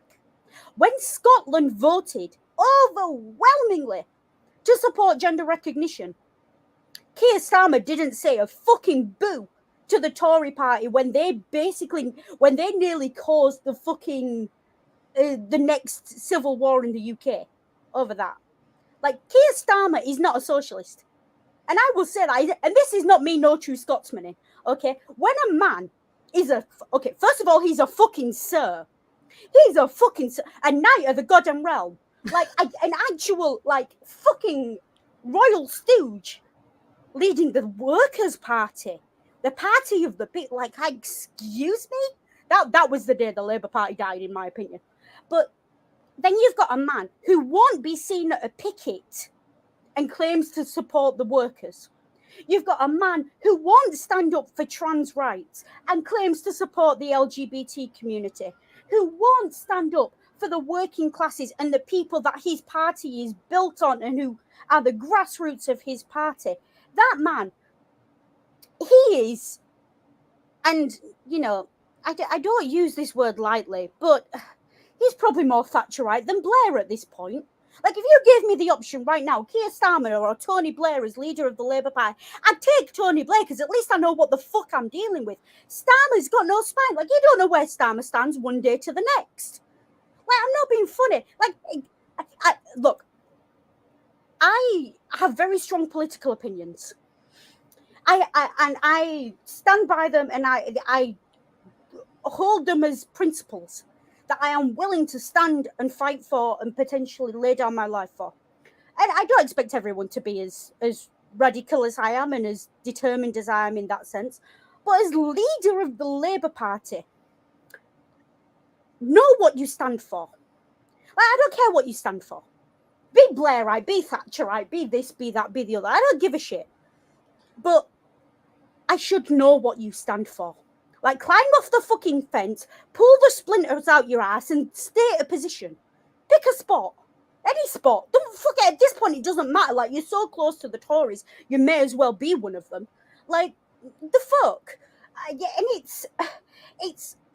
I cannot, in good conscience, I could not tell you now a single Labour Party policy that I genuinely believe Keir Starmer would fight for or that he would implement. Because Keir Starmer doesn't give a shit about anything but the next day's headlines. Keir Starmer, when he proposes a policy, he's not thinking about the people or the workers. He's thinking about fucking Rupert Murdoch. He's thinking about his donors. Keir Starmer inherited a Labour Party that had millions in the bank. Millions. All of it from small donations from the grassroots, from people. Now, the Labour Party is in the red, in debt, and most of its donations come from the 1%. Does that sound like a party of the workers? Does that sound like a party of the people? Because that's not the Labour Party I idealise. That's not the Labour Party we saw in this film. That's not the party of the unions. Like, there are genuinely parts of the Labour Party who want to break away from our relationship with the unions. I say our like I'm a member of the Labour Party. I'm not, because I basically burned my Labour Party card when Starmer took over.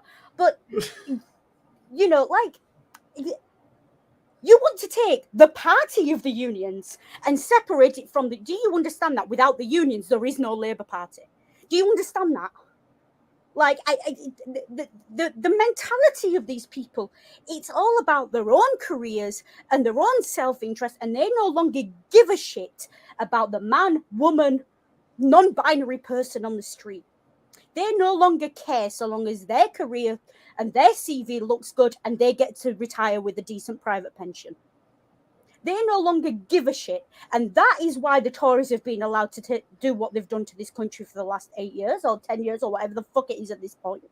That is why we've had multiple Tory prime ministers, one after the other, who are unelected, undemocratic, and who have been becoming progressively more and more right-wing, while the Labour Party stands back and goes, what am I supposed to do about it? You're the leader of the fucking opposition. Do something, anything. Like, at this point, if Keir Starmer, like, at this, either you are in the way at this point, Keir Starmer. Like, Keir Starmer at this point is in the way. And when it's a fight like this, you're either in the way, walking with us, or you're behind us. And if you're in the way, you need to fucking move. Like, he is not fit to lead the Labour Party. Not because he's a sir or any of that shit, but because he will not be seen on a picket. And he used the party whip to keep Labour MPs from joining legal pickets. That alone should have been enough for him to be resigning in disgrace, losing his parliamentary seat and never elected again. Like, because that is a betrayal of everything the Labour Party stands for and everything the socialist movement stands for. So then when I see him do that, it doesn't surprise me that he won't support LGBT rights or he won't stand up and support the workers, because he's already betrayed us. And anyone who thinks otherwise, anyone who thinks that he's somehow better than the Tories, at least I know the Tories want to fuck me. Keir Starmer hasn't decided which hole he wants yet. So how do you really feel? I'm just sitting here like, go off, love. Like, fucking Makes great preach. That's pretty much Like, exactly the Democrats I am and very much Republicans in a nutshell. take an opinion, oppose me if you like, want me dead if you like. I've got more respect for the right winger who wants me dead than I have for Keir Starmer, because at least the right winger knows what the fuck he stands for, and he's got an opinion. Do you know what I mean? I'll just say this. People go and look on YouTube. There's a fantastic little parody. Keir Starmer singing "King of the Swingers." Basically. It's fucking perfect. But yeah, okay. But I mean, I think the thing is that the overall. I think we want to be hopeful, and I think the overall message of this movie is hopeful.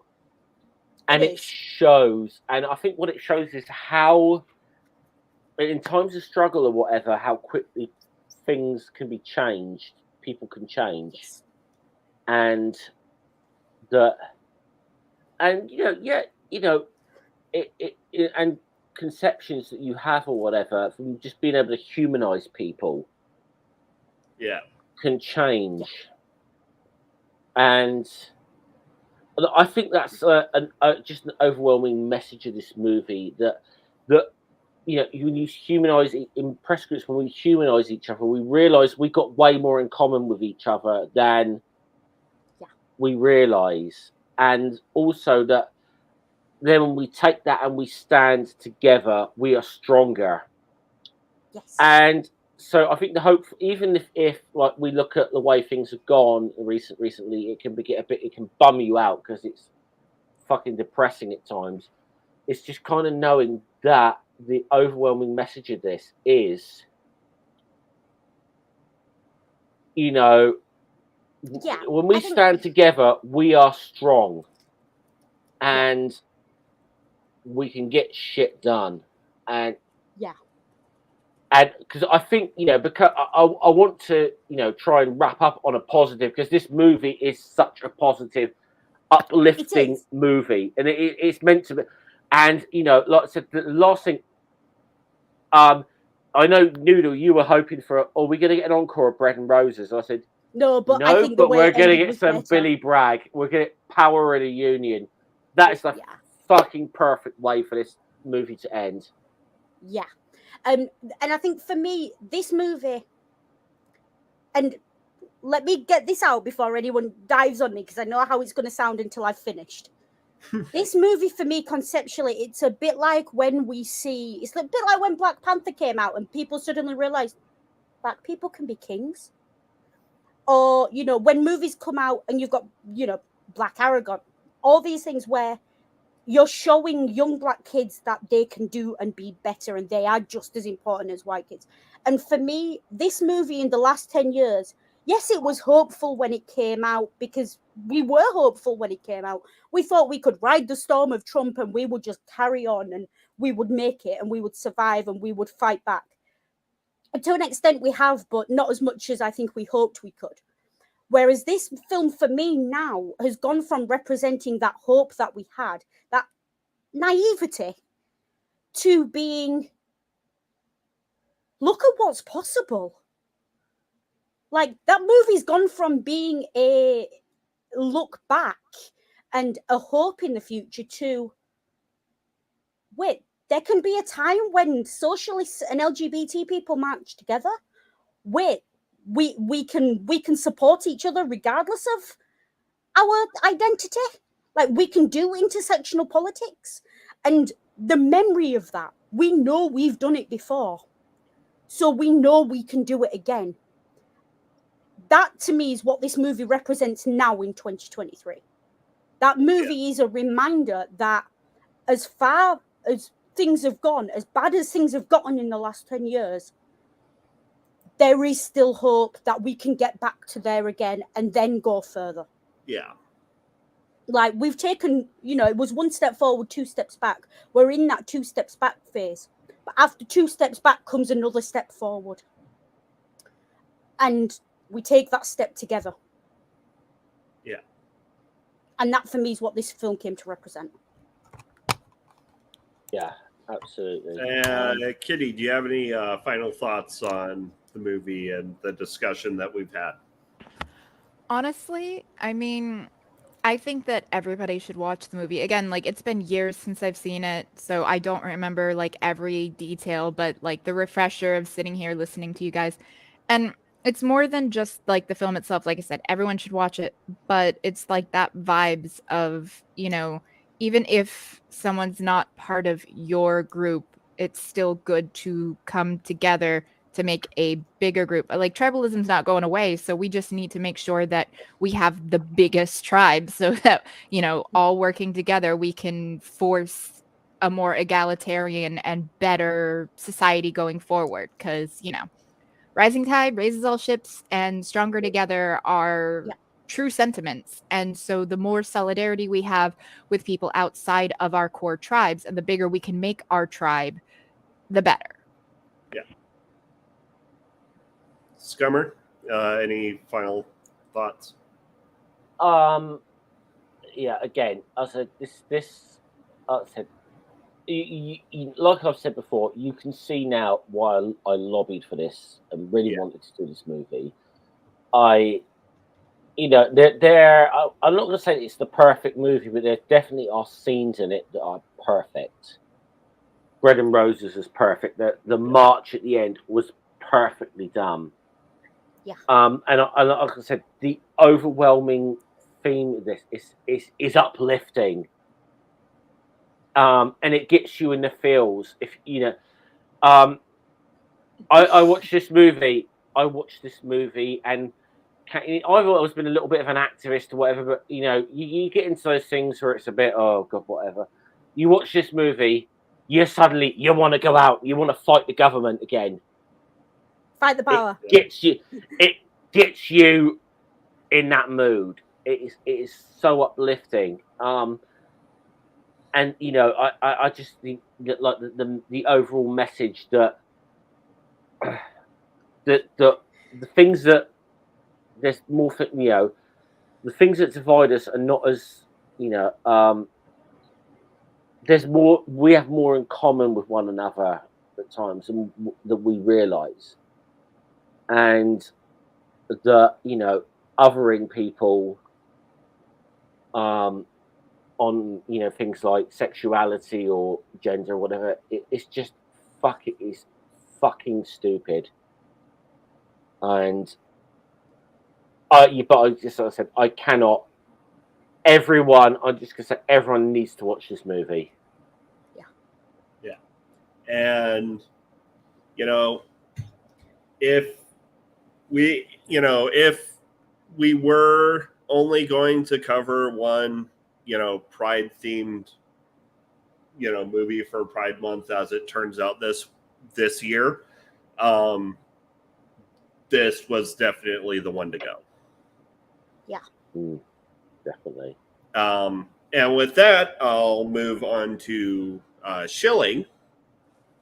So next week, in honor of Father's Day, we're going to be covering one of the last movies that I watched with my father, and a movie. So, funnily enough, the trailer for this movie is why I did the Media Musings episode on the book Dune by Frank Herbert, and right after my dad passed, the